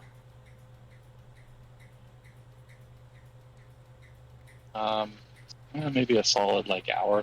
Okay, so. But at least I would at least walking. The opening. You're breaking up really bad, Tim. Did you move somewhere? Yeah. I'll just say my last thing on this is that I think the original will stand the test of time more than this. Like a long time from now, I think more people will think kind of in the vein of what I'm thinking. Not exactly what I'm thinking. All right. I think this is new. I think this is interesting. I think the what if things are fun, but I think that lives on more. I think we lost Tim. Oh no, he's there. Okay. Oh. Yeah, I'm here. Okay. But that's me saying. No, I'd say before, at least before put up part the 2 beginning. and 3 coming. Yeah. Tim's delayed 5 seconds behind everybody right now. He's telling you to play the demo. All right, I'll play. I'll play the demo on the 29th before I boot up the real game. How about that? I'll stream me playing the demo and do a small video of it. Or maybe I'll do it maybe this Friday. Maybe I'll play the demo before I go. I replay the old game. Maybe I replay Remake. Yeah, I mean, don't do the Juno part. Just do the 5-year in the past. Okay. Yeah, nothing's changed really in that. So. Oh, when I get to Juno, it changes. Well, no. Even with Juno, it doesn't really change. I mean, a lot of the same story beats are there. It's just you actually get to really kind of explore more in depth. I mean, that's what I'm assuming, and we'll find out tomorrow. But. Oh, okay, I got you. Yeah. All right. Sounds good.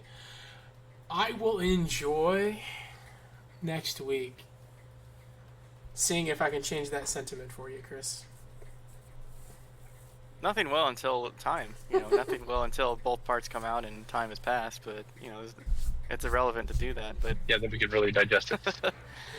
I mean, I expect there to be civil war in the future about which one of these games is better, the original of 7 or the remake, because you're gonna have those people that are dying on the hill no, the remake couldn't exist without the original game, and there's gonna be people who be well, but the remake is what the original game was trying to do and unsuccessfully did. And then there's gonna be me going, you guys are idiots because they're both amazing. And you should be Papa Nomura wouldn't let us down. Yeah, you should be grateful that Daddy Nomura had the courage. Yeah. See, I don't like that either. There's so many other great games I could play, and I have to be grateful for this. Screw you. I played plenty of great video games. This game isn't that much. This game isn't that much above other RPGs. It's a great game. It just had.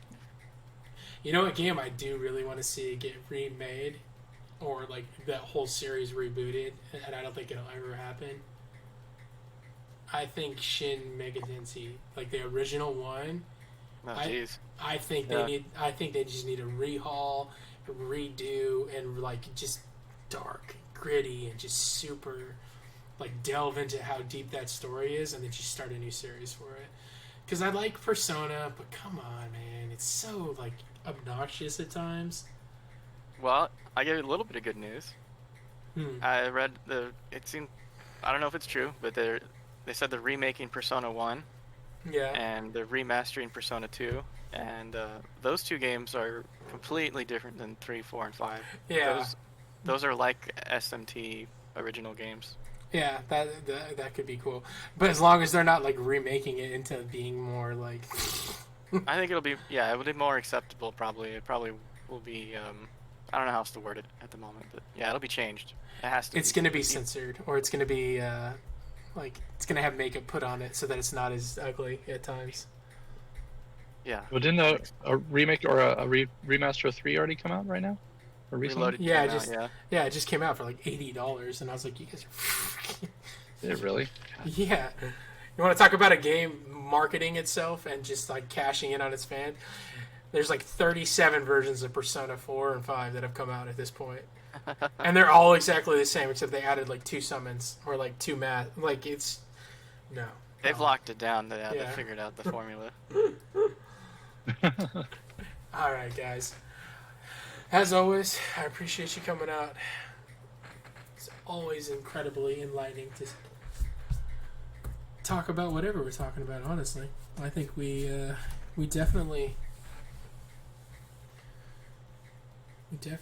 go into areas that I don't see get talked about in other or podcasts I've listened to, videos I've watched, which I enjoy. I think that's what hopefully will one day make this super successful, and we'll come back to these moments and be like, this is where it started. Somebody listened to this and went, what the hell? These 3 dudes. Right. These 3 I like their guys 2 cents. they just took us on a journey. I wasn't expecting it, but I jived with it. Yeah. But all you guys on YouTube, like, subscribe, leave us a comment. Let us know if you want us to talk about anything. Want us to cover any stories? Want us to do anything? Like, that's what this is going to be for. Even if it's just politics, the universe, aliens, crocodiles. Lizard men. Yeah. You want us to rank what lizard is the best? We'll do it. It's going to be the axolotl, because that lizard is incredible. The real life Crab people. It's a real life Pokemon. But drop a like, subscribe. Real quick, Tim. LeBron or Jordan? Oh my god. Jordan. There we go. We're gonna do a video where I prove to you that why LeBron James is the greatest basketball player to ever play the game. Oh boy. It's gonna happen. Alright. Okay. We'll see you guys next week. We're going to do another discussion about the wants and the needs we're going to have for the Final Fantasy VII Rebirth before its launch. 3 days before? Or I guess 2 days. We'll do it on Tuesday. But that one should be fun. That one's going to be filled with potential spoilers, but some great moments. My body's ready. Yeah, my body is ready. Alright. Thanks for watching. Most importantly, do something kind for somebody else. Deuces. See you guys. Peace.